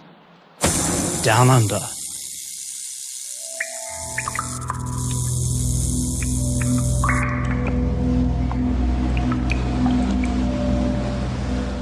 The Triassic, the first of the three great periods that made up the Mesozoic, got off to a pretty shaky start. The Permian crisis, the world's most catastrophic extinction event, was over. But gone with it was perhaps 95% of the biological diversity of the planet. Around the world, life had been all but wiped out in the sea and devastated on land.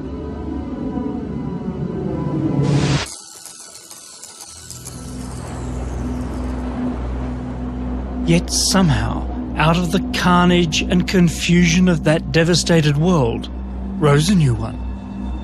And with it, the dramatic sandstone landscape of Sydney. I think, Richard, this would have to be one of the best places to see the Sydney sandstone. There's the Pacific Ocean. There's North Head over there. There's the entrance to Sydney Harbour just behind us there. Over here's the Gap. And a lot of rock underneath us. There's about 250 metres of solid sandstone. Biologist Tim Flannery knows the landscape of my hometown well. Sydney, it seems, was built on the aftermath of disaster. We would have been standing when this sandstone was laid down in a post-catastrophic world. We've had the great disaster of the Permian extinction, with life almost extinguished, 95% of all species gone. Even plants struggled to recover. The colourful forests and rich coal swamps of the Sydney Basin had gone. And over the next 20 million years, the lush world of the Permian was buried deeper and deeper in sand. There's been some recent studies suggesting that this sand here, particularly, may have come from as far away as East Antarctica. And that is a massive distance. Storms raged on those distant mountains. And rivers thundered from their denuded slopes, carrying unimaginable quantities of sand northwards across vast, spreading floodplains. This rock talks to me of a time when life was slowly recovering, but there's not even enough life and vegetation to hold the banks of the river together. It's just this great braided system running across the landscape. I can just imagine standing there, seeing these ripples 6 metres high, imagining this world where the physical processes of the planet are just laid so bare. These sand grains saw that. The sun that was shining down on the planet then struck those sand grains that we're standing on now. And it's that great physical reminder. That's why I love geology, you know, that you know that rock was there at the time, 230 million years ago.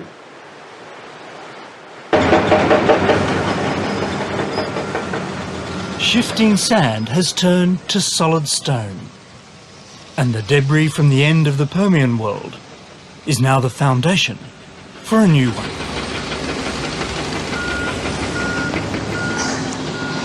Now, after waiting quietly in the dark for some 230 million years, the lost sands of Antarctica have a new job as the bedrock and building blocks of a great global city. Sydney is defined by its Triassic geology. From the warm glow of its stone buildings to the shape of its harbour, the sandstone dictates everything, from the flow of traffic to the form of its native flora. The sandstone cliffs stand hard and proud against the Pacific Ocean and weather into the soft golden sands of the surf line.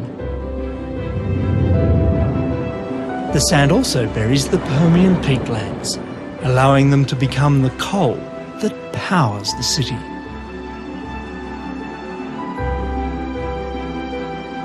And rising to the west, this same sandstone forms the rocky ramparts of the Blue Mountains and the Great Dividing Range. All of this, a legacy from the dark days when the Earth nearly died.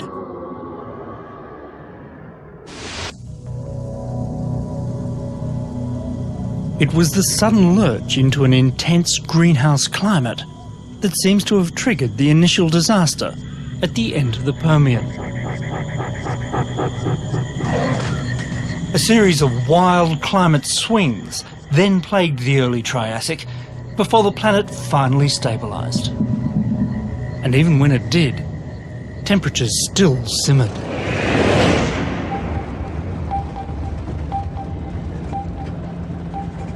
Conditions would have remained pretty hot and dry no matter where you went on the planet. Australia was still part of the supercontinent Gondwana, but Gondwana was now part of a supercontinent called Pangaea, where all lands were one, and given a decent four-wheel drive, you really could have gone just about anywhere. Australia had joined the Wild Bunch, though it was very much at the bottom of the continental pack.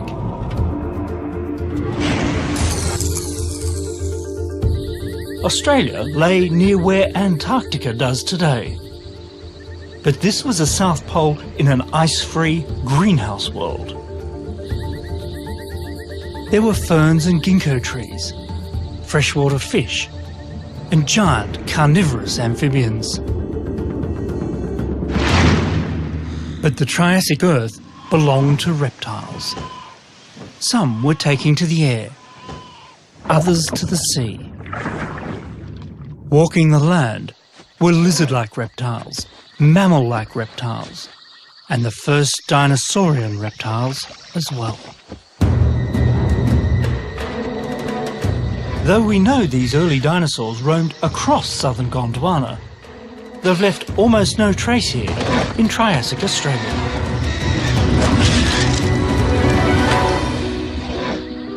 But the evidence for Australian dinosaurs is out there, if you know where to look.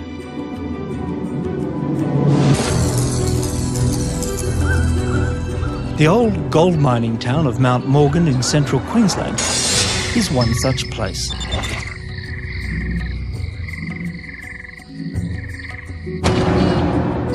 When the old miners excavated clay from a nearby hill, what they dug away was the mud that once filled a Jurassic lake. So this was all lake deposit yes. here? Okay. So we're in underneath where the dinosaurs walked on the edge of that freshwater shallow lake. Left behind in the rocky ceiling are the three-toed imprints of dinosaurs that walked on the lake's muddy fringe. The ghosts of dinosaurs past still haunt these caverns. There's a few up here. Oh, yes. These footprints, and those from other mines, help flesh out a Jurassic Australia rich in forests and waterways.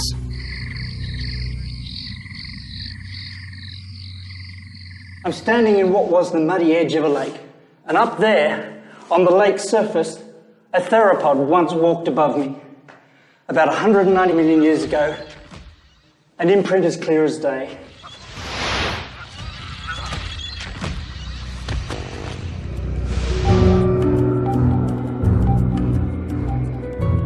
But Australia is big and old and red and flat. This is a geological landscape that has kept its Mesozoic secrets well hidden. The botanical landscapes Australia's dinosaurs walked in, though, are much easier to experience. You can still walk in them today. The Mesozoic was a great time for plants. The Earth was an ice-free greenhouse world, warm and wet. Thick forests spread around the globe, and the southern lands of Gondwana were no exception. Cycads, ferns and ginkgos were common, and had now been joined by the tree ferns that still abound in the rainforests and gullies of eastern Australia. But the standout trees of Mesozoic forests worldwide were the giant conifers. Luckily, some of those giant conifers are still with us. This towering sentinel is a Queensland bunya pine, and it's remarkable not only for its great size, but because it's so little changed. The bunya, hoop and kauri pines of eastern Australia are well-known living fossils from the days of the dinosaurs. But in 1994, the ultimate pinosaur was discovered. The Wallamai pine, a green giant 130 feet tall and hiding only 100 miles from Sydney. Here, in a couple of secret canyons, are less than 100 of perhaps the oldest surviving tree species in the world. The spitting image of fossils from as far away as Antarctica.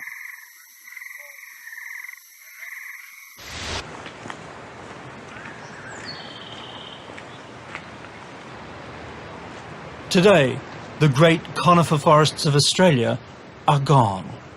But the few surviving pockets allow you to dream of the days when you could have driven from coast to coast with not a eucalyptus leaf in sight.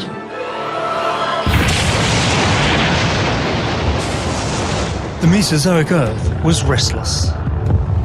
Like a teenager with a growth spurt, it was on the move again. The supercontinent Pangaea was breaking up, leaving Australia still attached to a remodelled Gondwana in the southern hemisphere. And around the end of the Jurassic, a little extra remodelling was applied from space. A falling rock in the shape of an asteroid or comet slammed into Central Australia.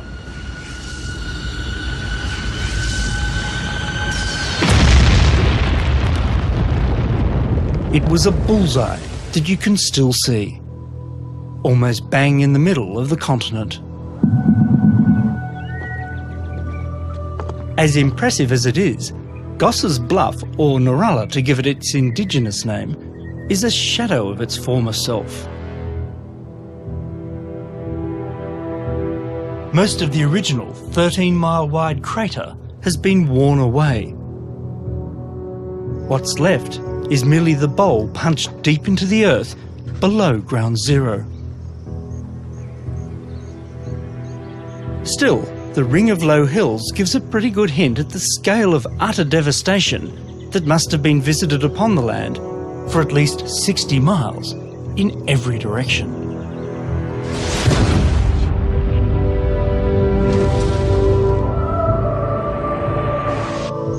Sometimes you get a chance to truly grasp the scale of past geological events. And when you do, it's truly humbling.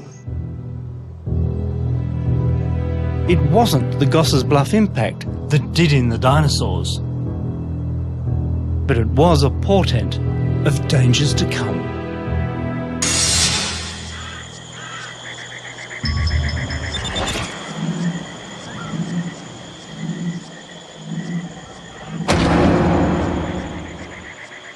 When dawn broke on the Cretaceous, dinosaurs still had their claws on the continent.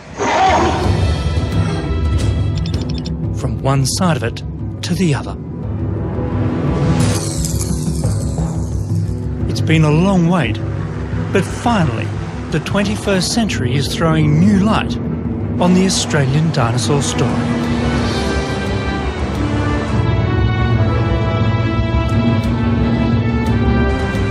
For years, the ancient secrets of the Kimberley coastline near Broome have been guarded by extreme tides and extensive crocodile-inhabited mudflats.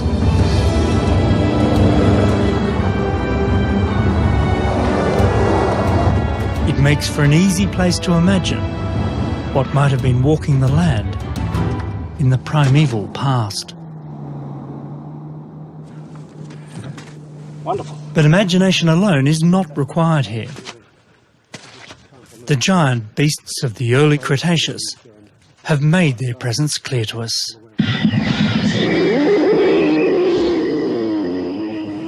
The first clear chapter in Australia's rather secret history of dinosaurs starts here, on the beaches near Broome in the Kimberley. Back then, this was a vast coastal forest running down to floodplains and estuaries near the sea.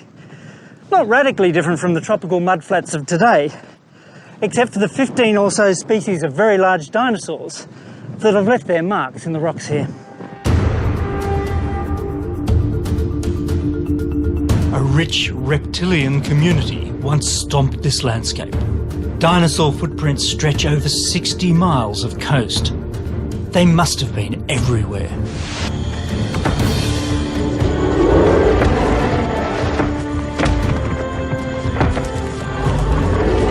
Even a suspected stegosaur left its mark here. One of only a handful of such five-toed prints in the world. But the largest and most abundant footfalls belong to the towering vegetarian sauropods. And this is the trackway of one large sauropod that came wandering past Broome around 132, 135 million years ago. Big footprints. One there, another one there, a big footprint here, and interspersed amongst them, some smaller footprints, thought to have been made by a calf, wandering with its mother. There's little evidence, though, for parental care in sauropods. And once you reach this sort of size, little need for it. Finding enough to eat was probably a bigger concern than avoiding predators. But for most Australian dinosaurs, day-to-day life was a hazardous experience, as a small herd discovered 95 million years ago near Winton in Queensland. That moment is frozen in time here at Lark Quarry, the site, it's been thought, of the world's only recorded dinosaur stampede. Picture the scene here one ordinary day in the Cretaceous. This was a broad, muddy spit running down into a lake just over there.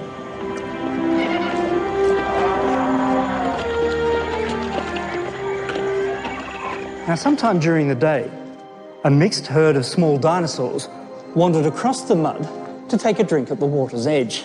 Here you can see the very clear footprints of a small chicken-sized meat-eater, and here the emu-sized tracks of an ornithopod dinosaur.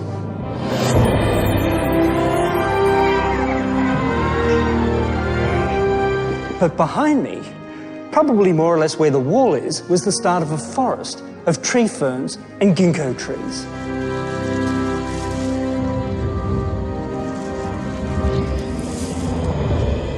These rich forests, dominated by conifers, provided shelter and food. And cover for a meat-eater.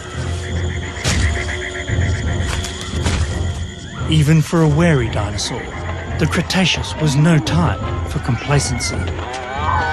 Now, if you'd popped your head up and looked back this way, you would have seen one very large, very hungry theropod head down and heading your way.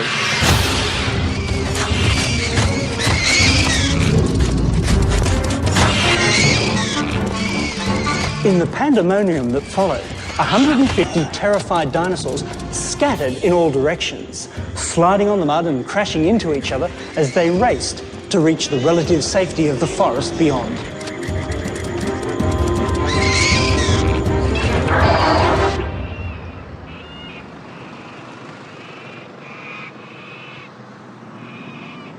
Footprints can only ever tell part of the story.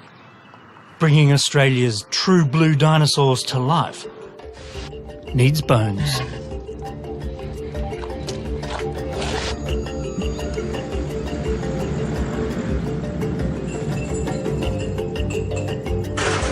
And finally, those bones have also started turning up. Here's your coffee. Oh, thank you. How's it going? Slowly coming together, very, very slowly.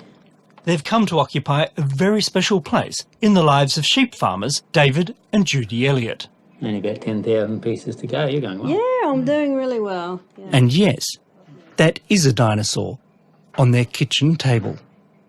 It's a pile of rock that's got tiny bones in it. And we've dubbed it Chook, or Chookie, because that is about the size of the animals that the bones relate to. So it's Chookie. Hunting dinosaurs was never part of the Elliott's business plan. But they're fast becoming experts. This dinosaur site that we're going to is probably the most exciting, and it's definitely the most significant of what I've found so far. And it's a place that's produced a tremendous amount of material in quite a short time. The Elliots began their dinosaur odyssey by accident. Pretty much by tripping over the bones of some dead ones on their property. So Dave, this is a big hole in the ground? Yeah, here we are. This is where it all started. If you can imagine 95 to 100 million years ago, we were sitting in a lush rainforest area. Look back in the north, and where we have nice, flat open grasslands, that would have been an inland sea.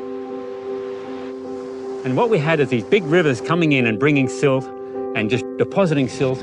So slowly that sea was being pushed back to the north. So this country here was cool, it was lush, it was green. The rivers would have been full of lungfish and turtles and big crocodiles and freshwater fish. From what they've seen so far, David's convinced the dinosaurs being unearthed have a unique Australian pedigree. The dinosaurs out here are totally different. And that's so true for just about everything Australian, isn't it? Even us. we're a little bit different, aren't we?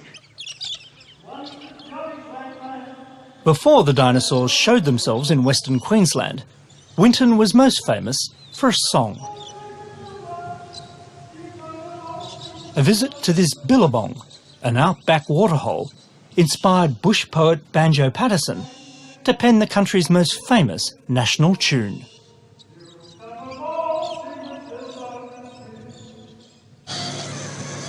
That legacy lives on. Each animal being revealed to us bone by ancient bone is given a local nickname. If there's a dinosaur, say, comes from the Winton area, then it needs to have that context. And one of the strongest contexts, of course, with Winton is Banjo Patterson, Waltzing Matilda, and that link.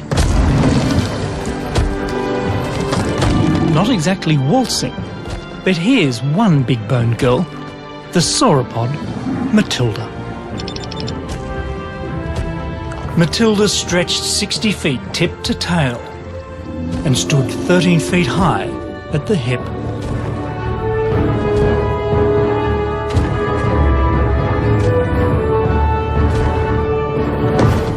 And then there's Banjo himself, the fearsome southern hunter. You look at these things and they're just skinny bones, really. They don't look all that significant. But you start fleshing these bones out and putting sinews on them, putting muscles on them. And then you put that leg on that animal as it would have stood, and you can see that what we're dealing with isn't any spring chicken. It is one hell of a big and very dangerous dinosaur. And it's not the sort of thing that you'd particularly like to have chasing you up the garden path or down the hallway.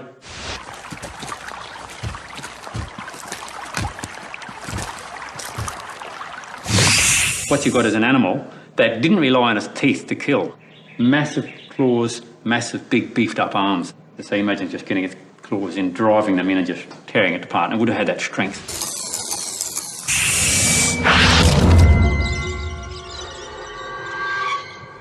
In an extraordinary twist of irony, it now turns out that the spot where the bones of both Banjo and Matilda were found was indeed a billabong.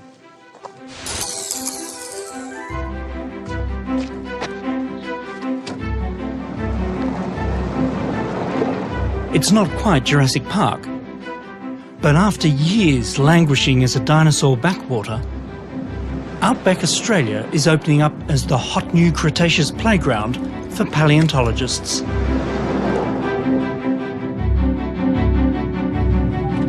It's always been a big country out here, and after an unusually wet year, this red landscape is so green, it even looks like it could carry some pretty large livestock.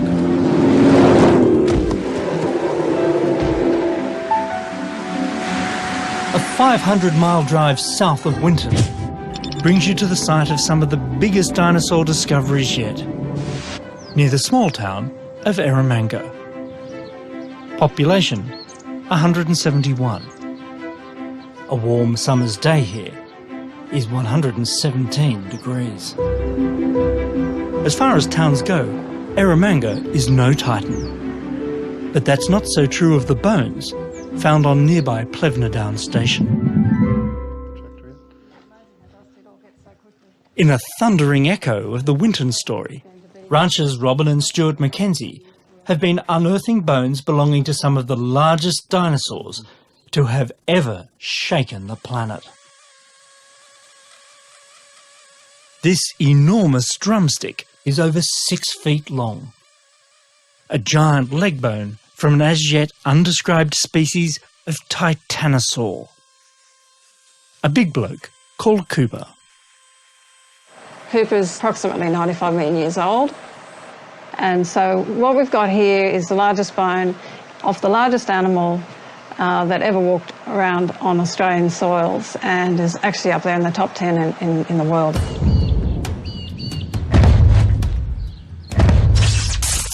At over 100 tonnes, and with a hip height as high as the hotel roof, this giant would have barely fit in Eromanga's main street.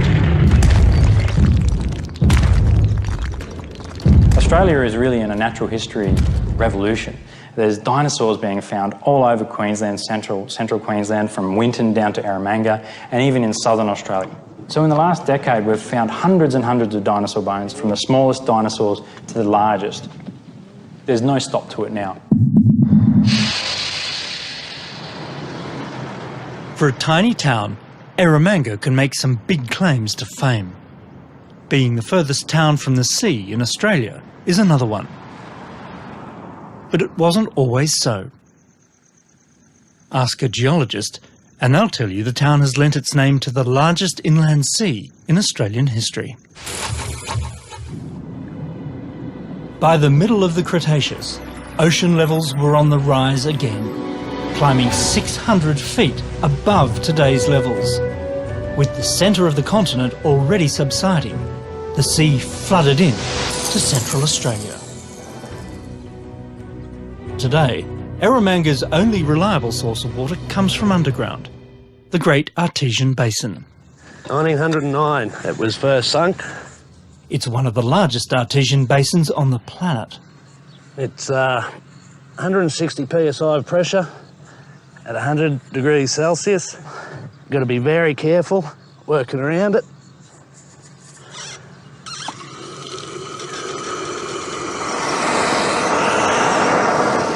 The heat comes from the warmth of the Earth over half a mile below us.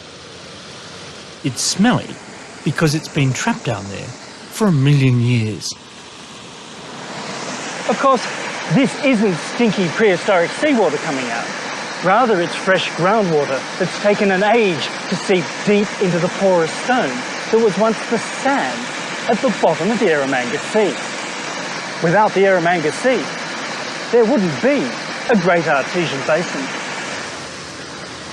It's the fine muds of the old Eromanga seafloor that seal the top of the artesian basin. Mark out the boreholes that tap into it, and you can pretty much draw a map of where the ocean used to be. About 120 million years ago, the Eromanga Sea spread out over a quarter of the continent. I'm heading to Coober Pedy on its southern shoreline. Scattered on the outskirts of town are strange clues to its past. Petrified driftwood, the salty glint of gypsum, even rocks dropped from winter ice that once rafted overhead.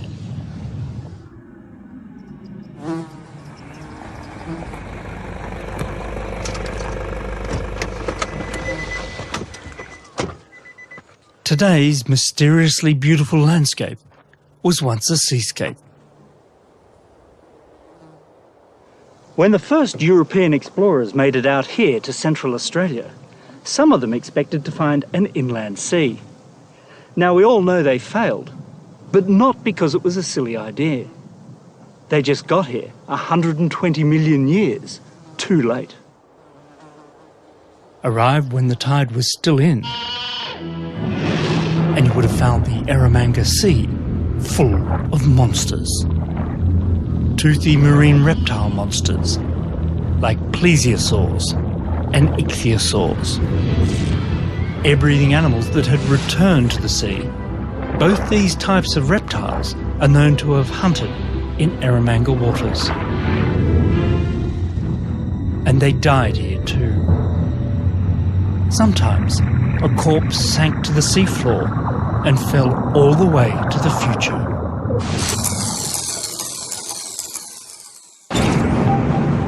These days, Coober Pedy bakes in the heat. It might look like a ramshackle collection of mine shafts, underground houses and tourist traps, but this is Opal Central. The diggings here produce over 70% of the world's supply of this rainbow-hued treasure. So it's no surprise, opal is Australia's national gemstone. All you do is pull it and you're going to go down slowly. Feel like an ant. Yeah, don't go looking up too much. Brothers Steve and Drago Marjanovic make their living prizing these precious stones from the ancient seabed on the outskirts of town.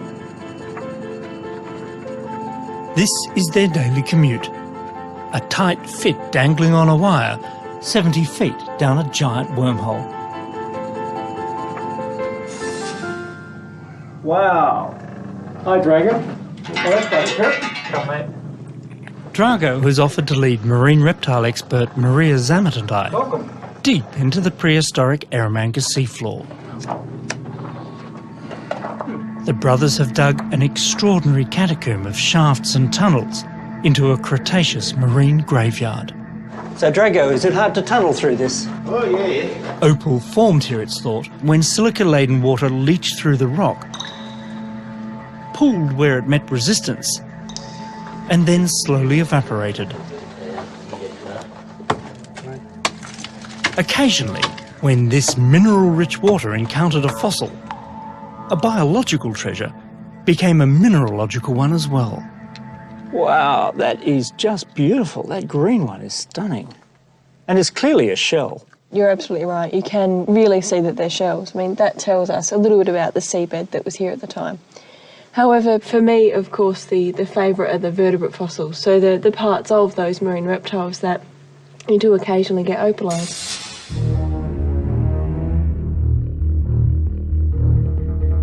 These are some of the opalised body parts recovered so far. Backbones, rib bones, tailbones and flipper bones. Near complete skeletons from long-dead reptilian sea monsters. I've heard of some descriptions of them being like a snake threaded through the body of a turtle, and that's really what they look like. They've got these gigantic flippers attached to this body, and then you've got this long neck stretching out in front. Enough plesiosaur remains have now been found to determine that many found in the area were juveniles. You do see some that are only about this big. So, you know, they're obviously juveniles. How young? We don't know if they're just newborn babies or if they're slightly older than that. But it is suggested that because we see so many specimens that show these signs of being quite young, that it was a nursery. Plesiosaurs could carve and fatten up in the nutrient-rich summer waters, heading north again before the winter returned. It might have been a safer place than most to raise a youngster in a dangerous ocean.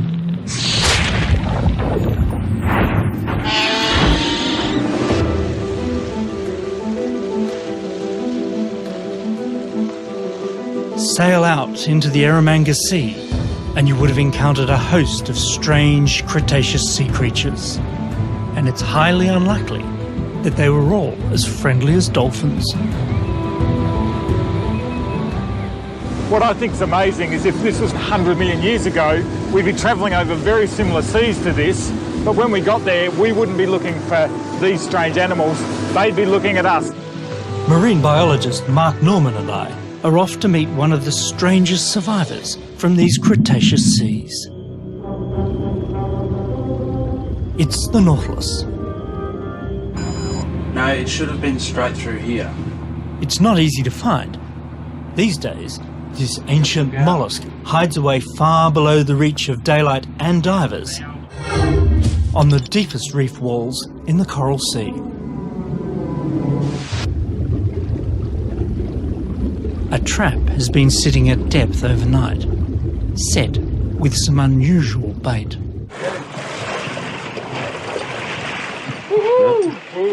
Their taste for chicken went against them. The phrase living fossil gets used a lot for these long-lived ancient groups of animals. These went through 7 mass extinctions. The dinosaurs didn't make it through one. The Nautilus and their relatives over 500 million years are the great survivors.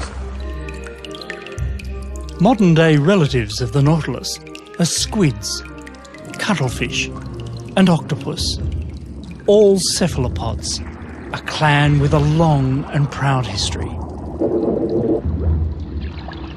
Meet a face from the distant past, eyes for seeing, and hidden within a nest of 90 tentacles, a mouth for eating.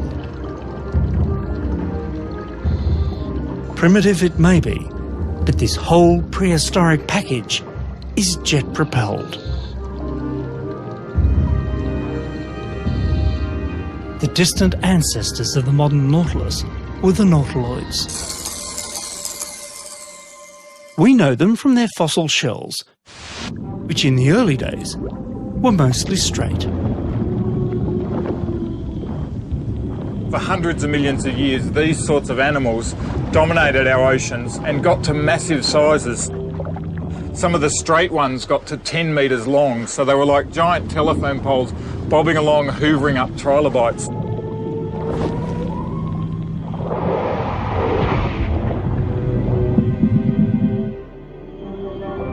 By the Cretaceous, it was the nautiloids' coiled cousins, the ammonites, who ruled the molluscan world.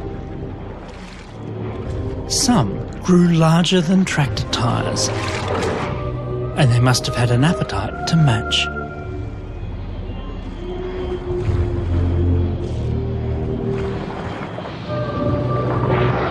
Rich pickings were to be had throughout the Eromanga,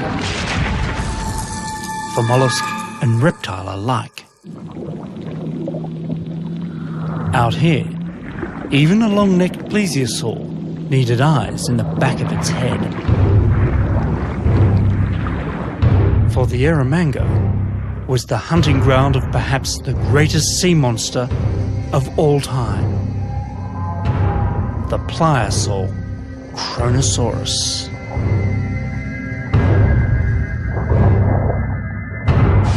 So here we have just the skull of Kronosaurus queenslandicus, the largest marine predator of all time. We start at its snout, we go past these amazing teeth, these bone-crushing teeth, back to the back of the skull. Here is where the actual eyes would have been, and right where I'm standing, 2 metres away, is the back of the skull. This toothy monster was a meat-eating machine, and we can even see what its last meal was. Right here is a rib cage of Kronosaurus, and inside its stomach we can see the vertebrae of its meal. This is a long-necked plesiosaur, and it even preserves the stomach stones from this animal. On top of that we have turtle. So this animal was eating long-necked plesiosaurs and turtles.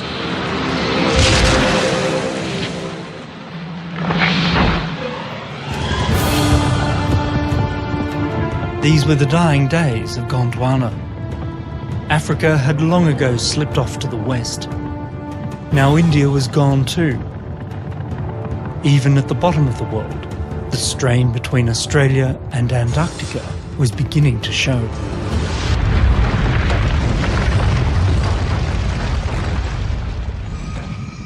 Marking the boundary between the separating continents was a rift valley, rich in forests, lakes and rivers.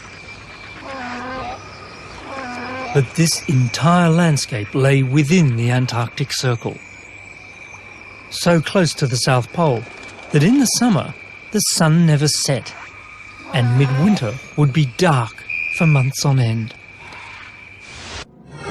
And that made it interesting when dinosaurs started turning up here as well.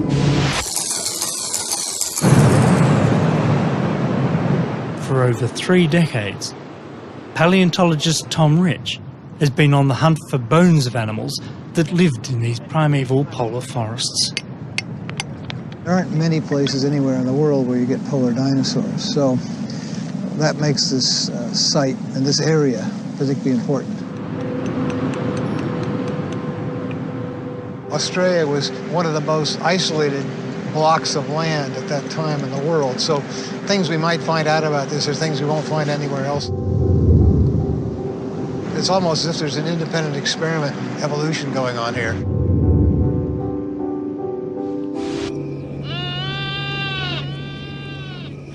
Some of these experiments were small ornithopod species like these. Outwardly conventional, these were rare dinosaurs, thought to be permanent polar residents. Their bones lacked signs of a hibernating lifestyle, suggesting they remained active right through the long, chilly gloom of the sunless winter. But the dinosaurs weren't the only polar pioneers living in these dark forests. Some had fur.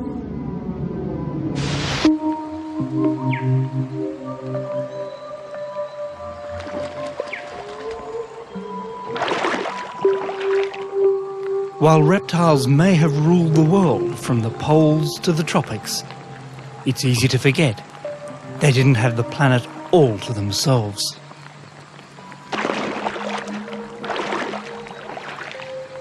There was another type of animal hiding in these prehistoric forests. They're still here, and there's one just over there. The ancestors of the platypus have been poking their mammalian noses into the billabongs and waterways of Australia for at least 120 million years.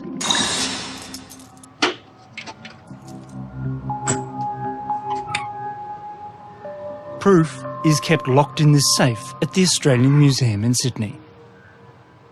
It's another opalised national treasure, a tiny lower jaw from an ancestral platypus. A wonderful iridescent gem recovered from a Lightning Ridge opal mine. Warm-blooded, furry, and for the most part small, The mammals we know existed at the time could hide and hunt in the shadows of the giants. They were born survivors. It went with the territory. Like all empires, the reign of the dinosaurs was coming to an end. And they might have seen it coming if they looked to the sky.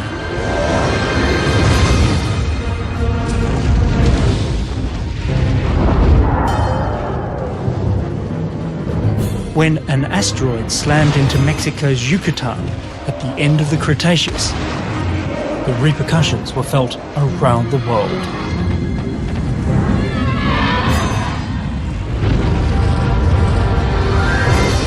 Though Gondwana and Australia escaped a direct hit, within an hour of impact, bits of pulverised Mexican seafloor flung into space began raining back down all over the planet. In places, it would have turned the sky as hot as a giant rotisserie.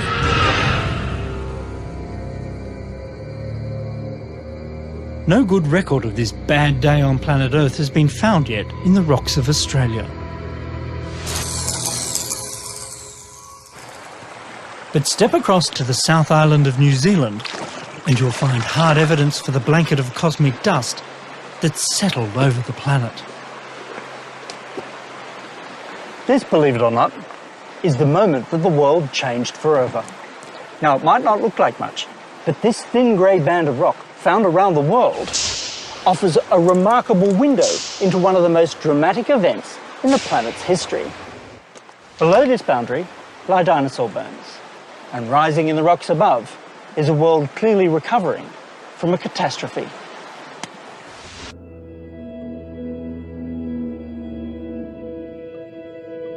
The days were numbered for any Australian dinosaurs that clung on after the initial impact. A tremendous darkness, it's thought, in the form of soot, dust and smoke, settled over much of the world in the immediate aftermath, lasting months, years or even decades. Temperatures plummeted, plants withered, dinosaurs disappeared. The great lizards were gone. But the show was far from over. The tremendous calamity at the end of the Cretaceous had cleared the global stage, though this time, not simply for the next scene in the great drama of life on Earth, but for the appearance of the Australia we know today.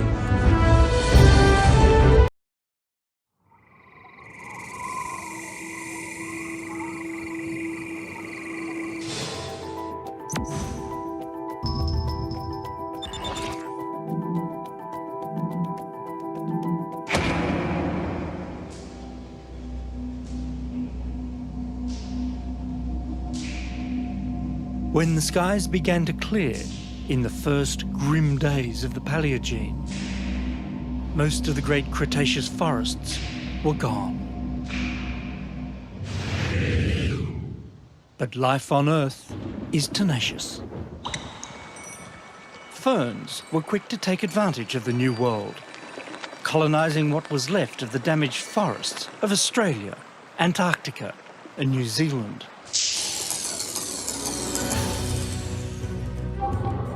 And following closely behind the ferns, a remarkable Australian tree made a dramatic comeback in the post-apocalyptic world.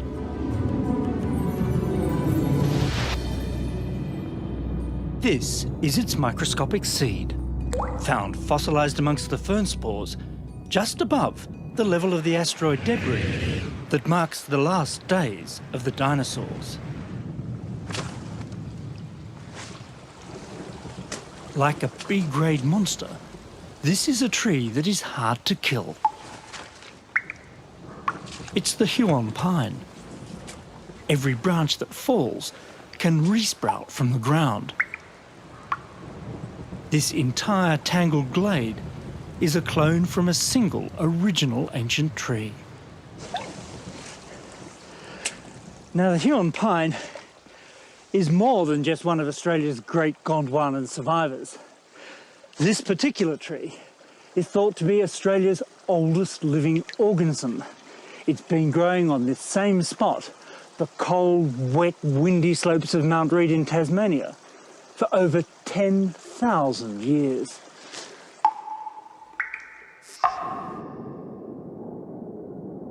But while life was on the rebound, the supercontinent Gondwana was in its death throes. And the consequences for Australia would be dramatic.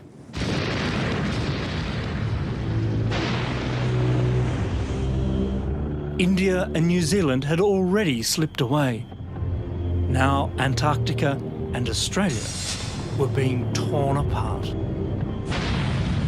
First, a great rift valley opened up and widened.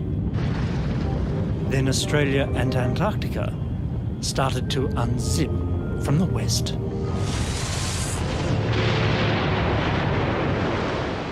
A trickle became a flood as a new Southern Ocean surged into the gap between the separating lands. Only Tasmania stood firm, holding the two continents together.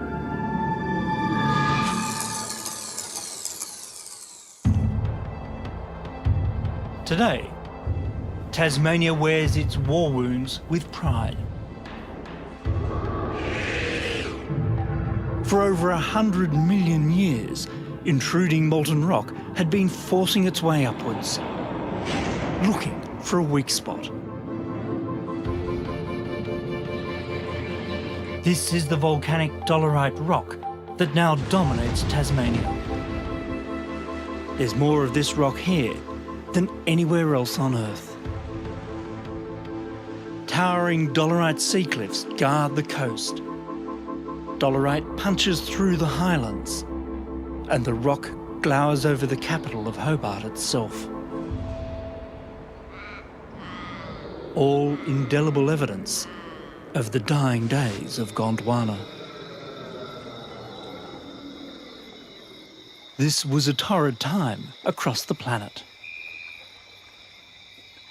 Although much of the Australian landmass still lay within the Antarctic Circle, the climate was warm rather than polar, thanks to a sudden surge of greenhouse gases that peaked around 55 million years ago.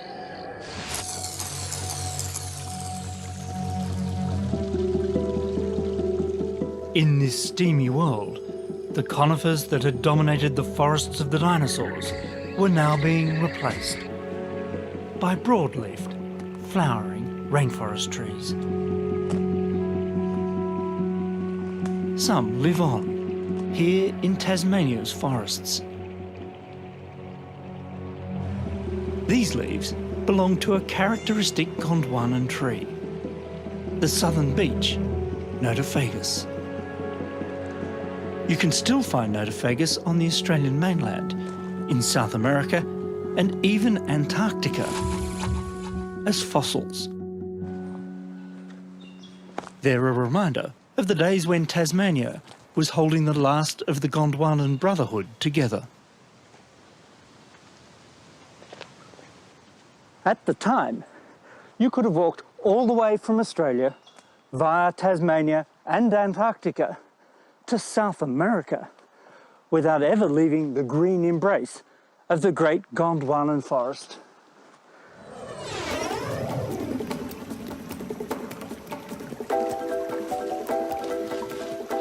And it was through this green transantarctic highway that marsupial mammals scurried out of the forests of South America and onto Australian soil.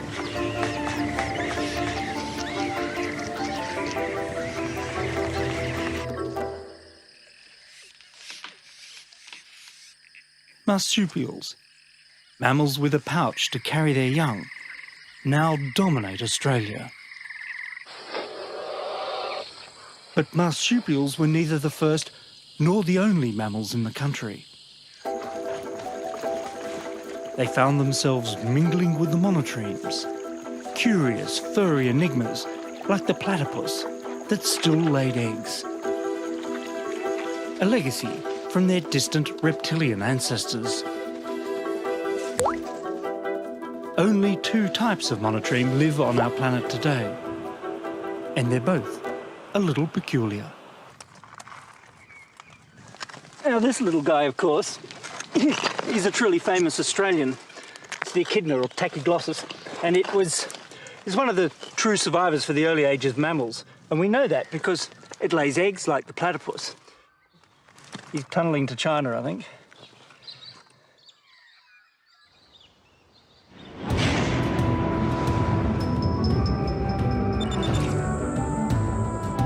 But there's another group of survivors from those Mesozoic times with even closer reptilian affinities than the echidna. And they still inhabit the forests of their forebears.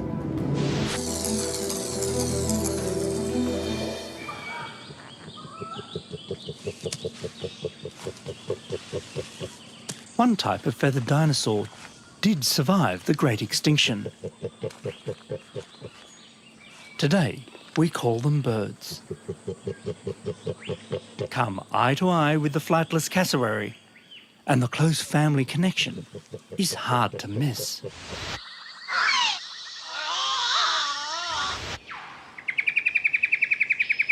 While cassowaries owe their existence to the dinosaurs,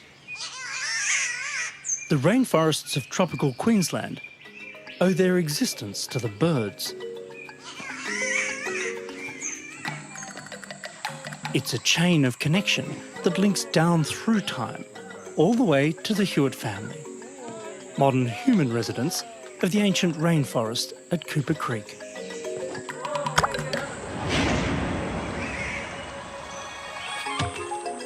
The cassowary has evolved to become a modern distributor of forest fruits and seeds, a job likely first done by herbivorous dinosaurs.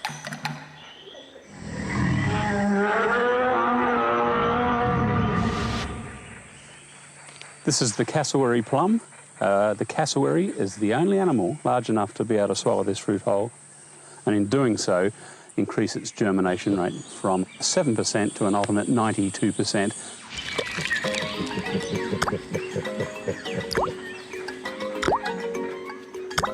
In a complex relationship for mutual advantage, at least 37 species of rainforest tree rely on the cassowary for dispersal. It's a big job, but someone's got to do it.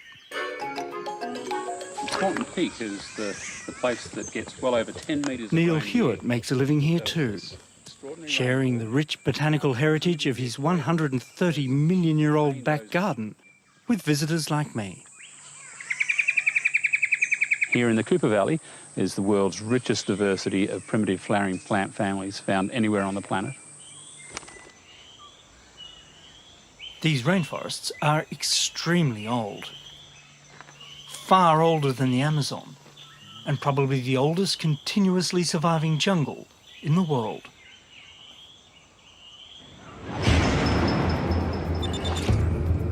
Today, they cover less than 1% of the surface of Australia.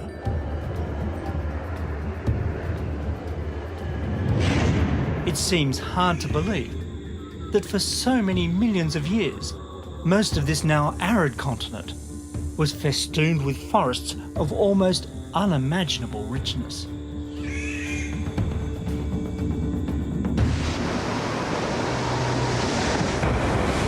All that changed the moment that Tasmania finally let go of Antarctica. And with the apron strings torn asunder, sometime between 30 and 40 million years ago, Australia sailed free from the rest of the world. When not only Australia, but the Patagonian tip of South America also let go of Antarctica, cold ocean currents were able to sweep freely around the southern continent for the very first time. And Antarctica's fate was sealed. Encircled by icy currents, Antarctica and all who sailed on her began to freeze solid. Australia, loaded to the gunnels with Gondwanan refugees, set course for the tropics. A raft of life, adrift on a sea of change.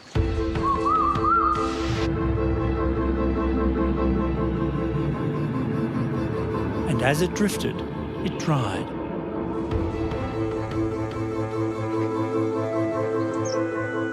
It was more than a passage into warmer climates. The freezing of Antarctica had taken much of the planet's available fresh water with it. This was the trigger for one of the planet's great biological experiments. Isolated and alone now, Australia's plants and animals began taking on their own unique identity. A remarkable rocky record of this defining moment has been found at Riversley in northwest Queensland.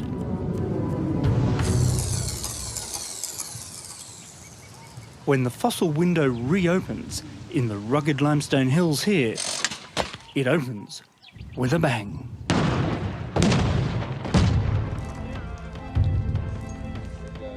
For prehistoric animal hunters like Mike Archer, Riversley is one of the richest caches on the continent. We know nothing about Australia's mammals right through the period when Australia separated from Antarctica at 35 million years ago, until suddenly the window is thrown open and there are thousands of fascinating things to look at.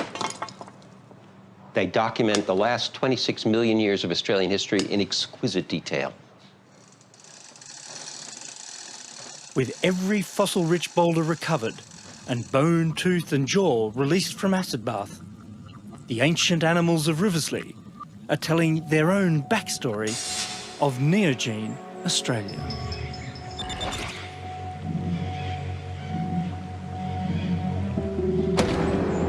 It was in the Neogene that Australia began to show its true colours. The beginning of Riversley's story was of a rich forest.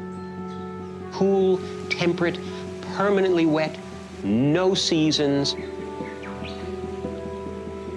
So we started thinking about this as a kind of a green cradle. Here were the first brush-tail possums. Here were the first ringtail possums.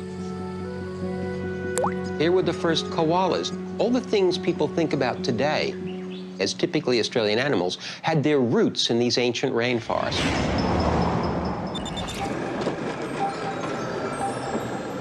By the time Riversley's window into time was closing, around 15 million years ago, the rainforests had begun their long retreat. As the continent edged closer to the equator, the blooms of many new types of flowering plants started bursting out across the land.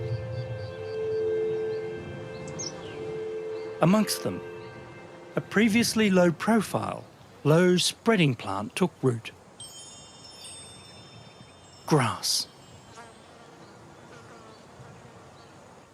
For the first time, extensive grasslands spread out across the continent, ready for the nibbling. Think Australia, and one grass-grazing animal above all others leaps to mind. Kangaroos are the archetypical successful mammal in Australia.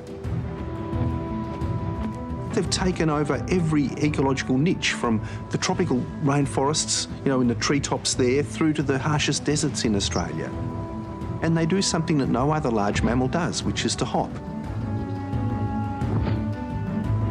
Perhaps the most energy-efficient means of forward motion developed by a mammal, hopping allows kangaroos to move vast distances over a tough country. The quintessential Australian they may be, but how did such a biological oddity come about? So if you can take the bag for me. It's a puzzle that mammologist Tim Flannery has sought to solve since his early 20s. got very, very coarse hair. I crawled around on my hands and knees for days on the edge of a salt lake, and I finally picked up this thing that was the size of a match head, really. It was just a tiny bone. And I knew immediately, I put it on my tongue, washed the salt off it so I could see it properly, and knew that it was the ankle bone of an ancient kangaroo, far more primitive than anything that had been seen before. Tim had found the missing link between the kangaroo's tree-loving possum-like ancestors and the ground-dwelling, grass-nibbling hoppers on the country's coat of arms. If you look under the microscope here, you'll be able to see that little stepped facet there. See how it's got like a double step on it? Oh, absolutely. It's clear as day. However small, the shape of this ankle bone is the key to the kangaroo story. With this stepped facet locking the bones closely together, ankle twisting was a thing of the past. Kangaroos evolved from possums. Possums need to have a very flexible foot. If kangaroos had an ankle like that, they'd dislocate their ankle every time they hopped. And that step structure is what they evolved.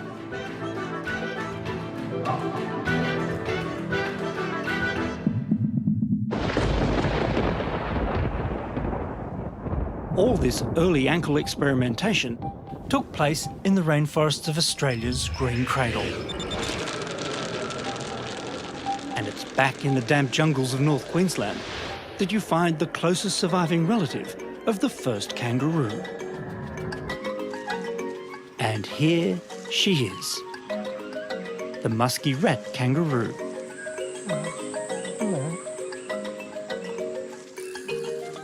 The most primitive living member of the kangaroo clan, and a living fossil.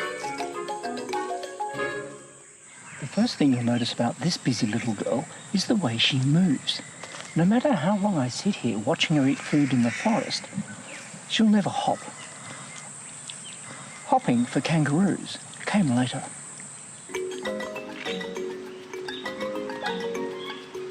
Down from the trees, and now with improved ankle bone technology, the first kangaroos were set to make that giant evolutionary leap.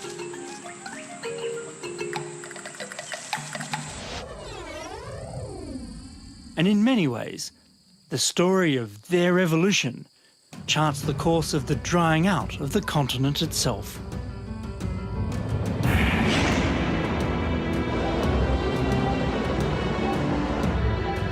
Not only new animals emerged out of this green cradle, the plants were changing too.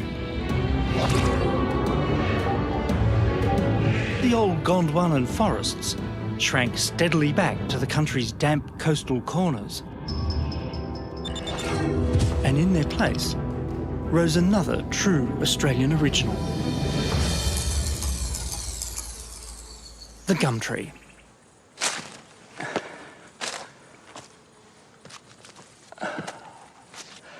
Now this is a tree definitely worth hugging. Meet Centurion, the tallest eucalypt in Australia and the tallest flowering plant in the world.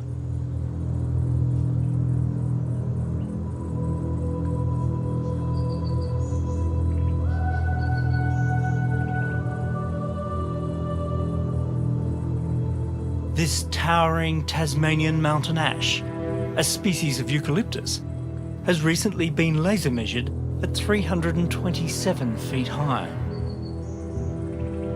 Only the giant Californian redwood, a conifer, grows taller.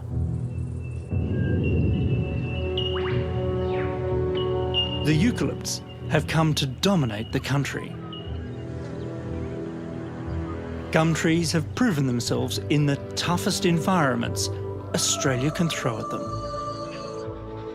They laugh off droughts and stand tall in the floods that follow.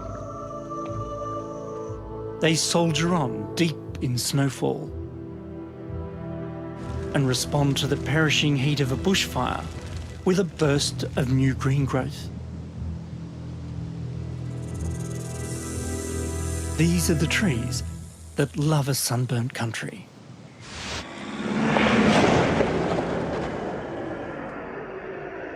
and just as well.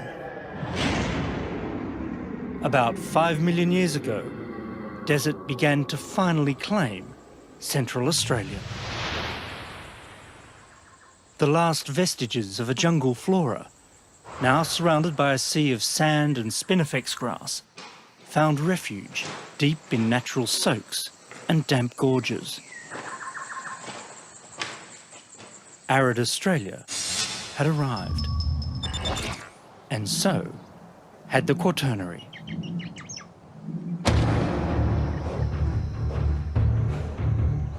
The slow drying of the continent had pushed kangaroos out of the trees and onto two legs.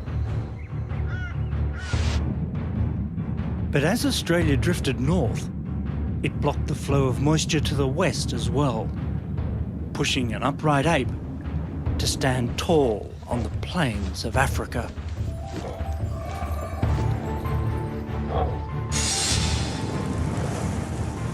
But even more change was on its way.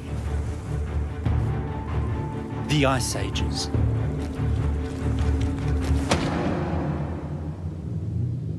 While Australia escaped the heavy ice sheets that remodelled the landscapes of the Northern Hemisphere, these cycles of freezing weather and glaciation sucked even more moisture from the sky.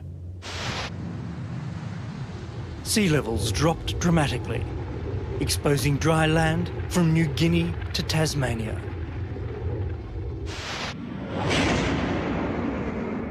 Plants grew even tougher and less nutritious. It was a climate change that pushed animals in a radical direction. Best seen with a swift descent into South Australia's Narracourt Caves.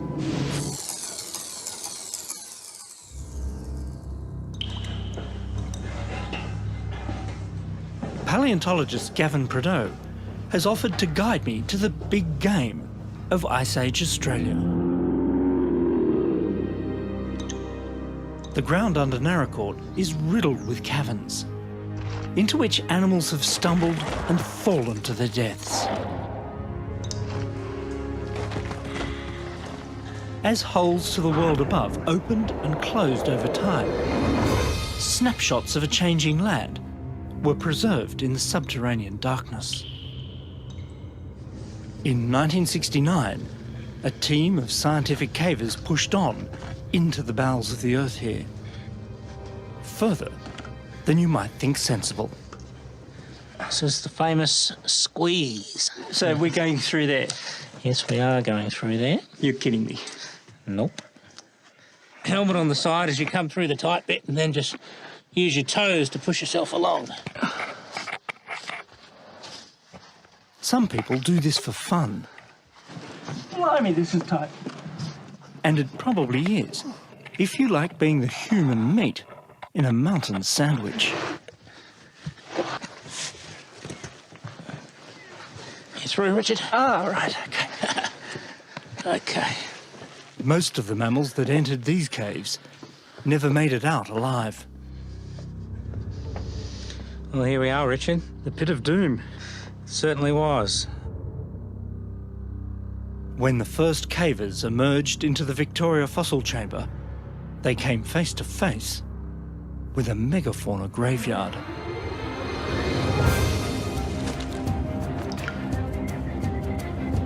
Megafauna means giant animals, basically. Big animals from the last million years or so. Animals like Diprotodon, about the size of a rhinoceros, probably weighed around 2.5 tonnes. Diprotodon, the largest marsupial that has ever lived, grazed alongside the largest kangaroos of all time. Procoptodon Goliath grew over 2 metres tall. It all relates to the fact that larger animals have a much lower metabolic rate. And that means they can survive on much rougher, less nutritious vegetation, becoming more and more widespread across Australia as the country dried out. And of course the carnivores, the meat eaters, get bigger because the herbivores get bigger. This is the skull of Thylacoleo, Australia's marsupial supercarnivore. It had stealth, speed, and a bite force without mammalian equal. Thylacoleo was the top mammalian predator in Ice Age Australia. But not for long. A placental mammal made landfall somewhere on the northern coastline. It didn't fly in like the bats, or swim like the rats. This mammal must have come by boat.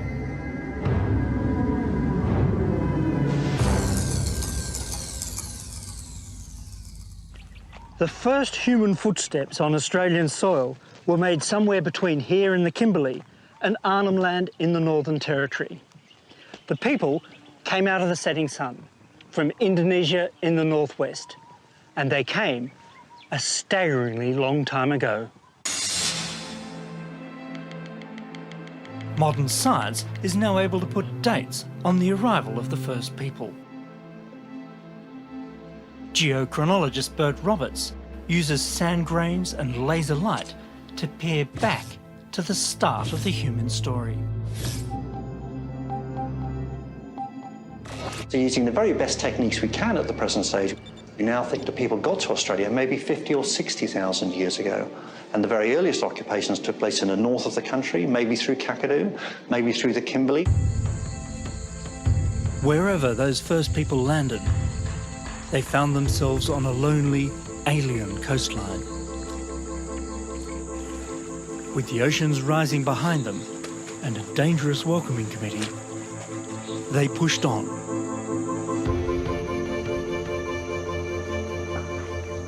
Once you push your way through the mangroves, you would have found a world unlike anything that you'd seen.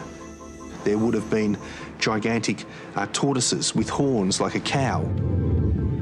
So there was a giant flightless goose-like bird called Genyornis. Huge wombats, huge kangaroos, giant echidnas, even giant koalas. 60 species of short-faced kangaroos.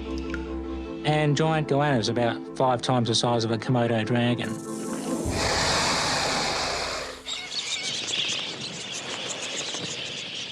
It was a land of plenty. From the beachheads of the tropical north, it seems the first people spread rapidly south. Following the coast and tracking inland along the watercourses, they penetrated deep into the heart of the continent.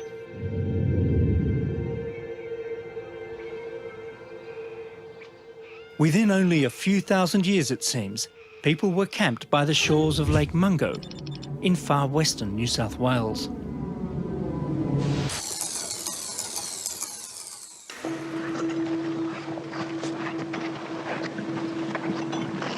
In 1969, fragments of a cremated skeleton were found weathering out of the bone-dry lakeshore. A second discovery soon followed. With dates firming at around 40,000 years, these are the oldest human remains yet found on the continent, and some of the oldest ritual burials in the world. Roger that, stone 4 done. This is bone 5. The crumbling clay of the prehistoric lake edge is still releasing secrets. Animal dinners cooked on fires amongst the dunes. Fragments of stone tools. Relics that speak to archaeologist Nicholas Stern of distant times. Changed climates and a forgotten landscape.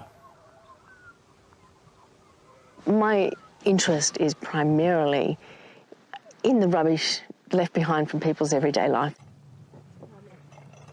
It's a record that spans the entire history of human settlement on the continent, about which we know very little. Clues left behind in the lakeside cooking fires paint a picture of lakes brimming with water and fish, fringed with trees and wildlife. A different Mungo from today.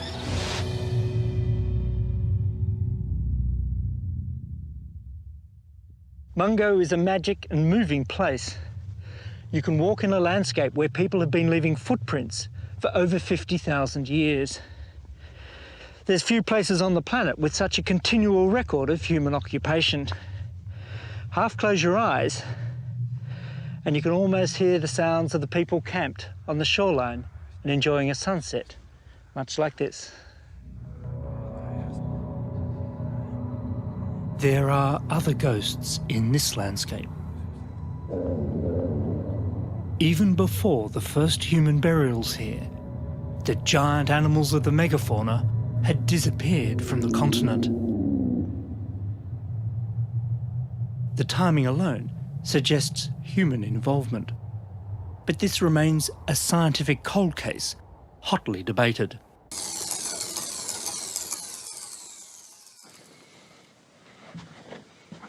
Some suspect that the shifting Ice Age climate did them in, but the records stored in the bone beds of Naracoorte suggest otherwise. The populations of different species of mammal waxed and waned, if you like, in response to those glacial interglacial cycles. But nothing became extinct until about the time humans arrived.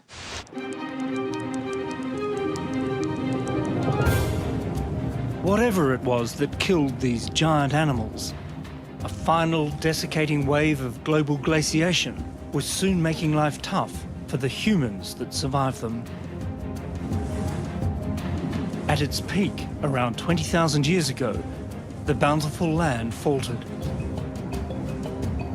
Forced back to the security of the lakes, Mungo people marked their passage on the edge of a drying clay pan. But these first Australians left behind more than footprints.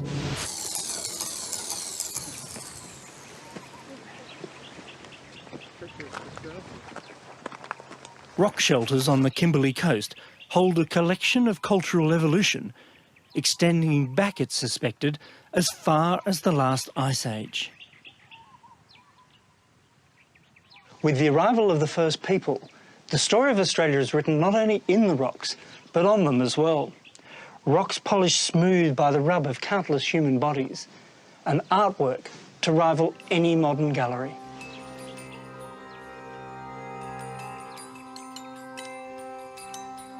It's the art gallery that never closed, still cared for by the artist's living descendants, like Warrnambool man, Greg Gunak. Oh, hi. Hello. Greg. Hey.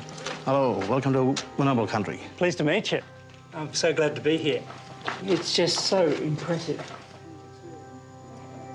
This is a collection of artwork that archaeologist June Ross and her team are keen to fully document and date. It is the story of Australia. It's a story of the people who were here first, but people have lived here very successfully for thousands and thousands of years, and we're very interested in knowing how they managed to do that. Recorded here are clues to how people adapted to the evolving climate. At least 3 conspicuously different styles are on display in the caverns. The oldest are slender, elongated figures. They appear to be floating, almost standing on their toes like ballet dancers. But the thing that fascinates me is all the different hairstyles and headdresses. This flamboyant style is then replaced by more businesslike figures. So we think something's happening to the culture at this particular time. See a lot more weapons, the barbed spears, the hook sticks. Whether or not dating will show this cultural shift was a response to a changing world, an evolving tropical climate certainly influenced the art of the last few thousand years. Mullingy! Mullingy! Come with respect.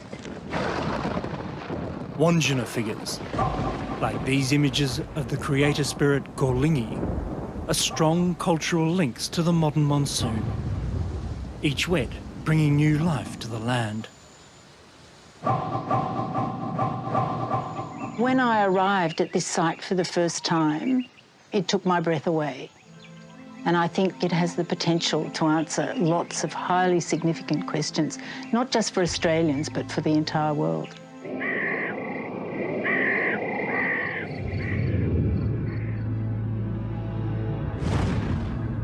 Across the country, Aboriginal Australians were witness to extraordinary change. They saw people walk to Tasmania, the last volcanic eruptions on Australian soil, and then the coming of the Europeans.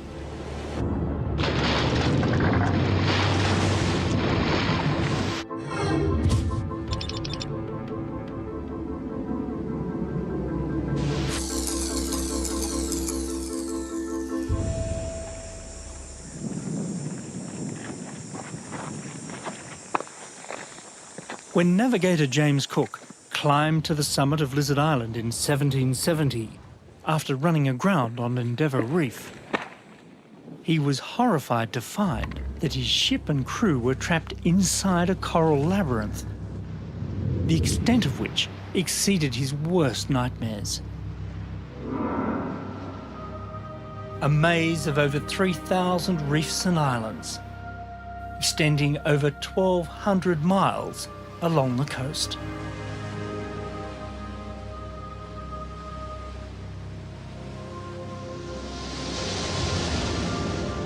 Australia's Great Barrier Reef is probably one of the greatest reef systems the planet has ever seen.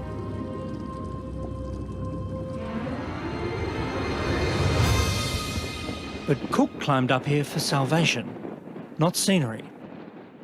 He was looking for a way out. Surprisingly, if Cook had come only about 10,000 years earlier, he wouldn't have seen the reef at all. His view from the coast to the horizon would have been of dry land, because the Barrier Reef hadn't arrived yet. At the height of the last ice age, sea levels plunged over 300 feet. And the older reefs were left high and dry. Aborigines would have walked where sharks now swim, hunting kangaroos on hillsides that fish now graze. As the Ice Age waned and the world thawed, the seas rose yet again. Coral larvae drifted in to reclaim the seafloor.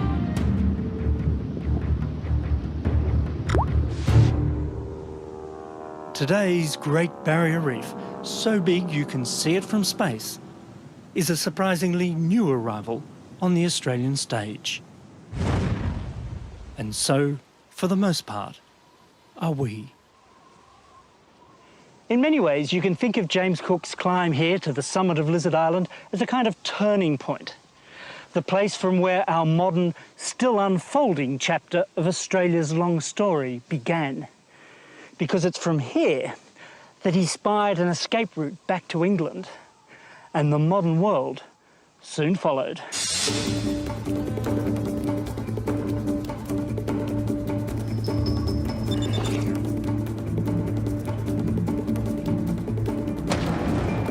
It was like a collision of continents, a sudden end to a long isolation.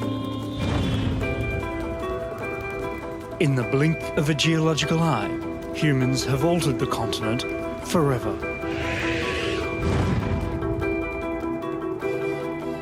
We've cleared and cultivated the land, losing prehistoric forests and ancient soils in the process. The rest of the world has been brought in with us in the form of animals and plants, pests and diseases. And much of what did live here has gone. Well, in here, Richard, really is the cabinet of catastrophe. Look at them all. This cabinet's full of mammal species that no longer exist. You know, what we've got here is a desert rat kangaroo, last seen in 1931, Central Australia. Beautiful, beautiful. Oh, look at the beautiful black subterminal bands. And these are short-faced potoroos. Last time these were seen, 1875. This is a pig-footed bandicoot, last seen about 1906 in Central Australia. And this is the final filmed record of the now extinct thylacine, the largest marsupial predator to make it into modern times. Now, the reason this was persecuted, this animal, was because it supposedly killed sheep. We now know that 80% or so of the sheep that did die were stolen by convicts. They weren't killed by this animal. What the film doesn't show is the moment when, in righteous indignation, the thylacine opened its remarkable marsupial jaws and bit the photographer firmly on his placental rear end.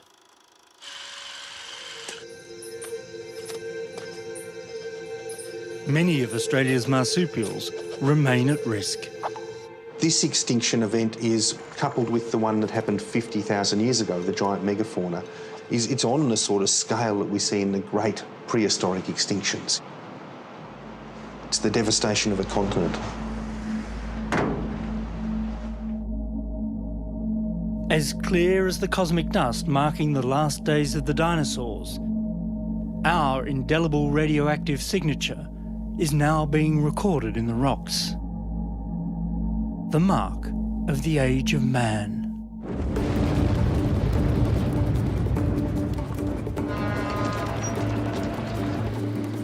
Around the world, we've become a powerful force of nature, the equal at least of any life form that has come before. You shouldn't underestimate the power of life to shape the planet. After all, it was industrious prehistoric bacteria in the shape of stromatolites that created Australia's vast iron ore deposits. And it's us, life in the form of humans, that can shift whole mountains of the stuff to the other side of the world.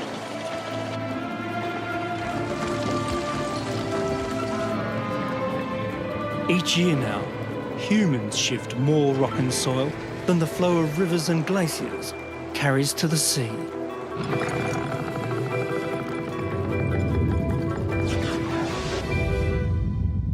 And civilization is on track to burn as much energy each year as is released as heat from within the Earth. In doing all this, we alter the chemistry of our thin, precious atmosphere and finite oceans. And the geological extinction record shows we do so at our peril. We may now hold dominion over the Earth, but the planet always wins in the end.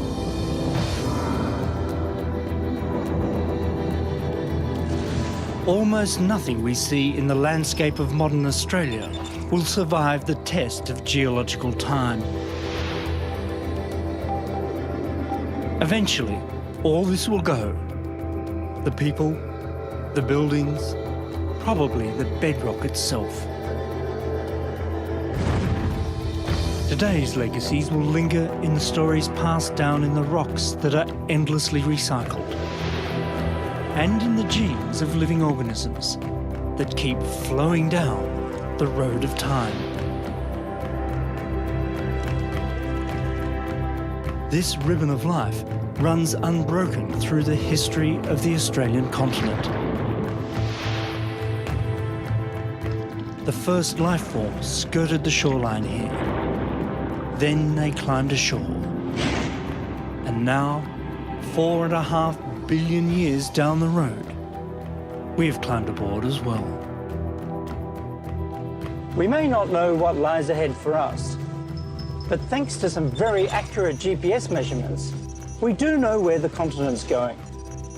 Each year now, Australia and everything on it is moving about the length of my finger, in this direction, towards the Northern Hemisphere.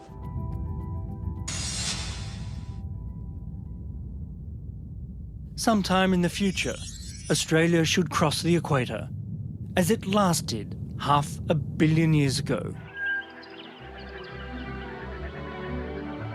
it will once again be part of another great supercontinent. A new world somewhere in the North Pacific.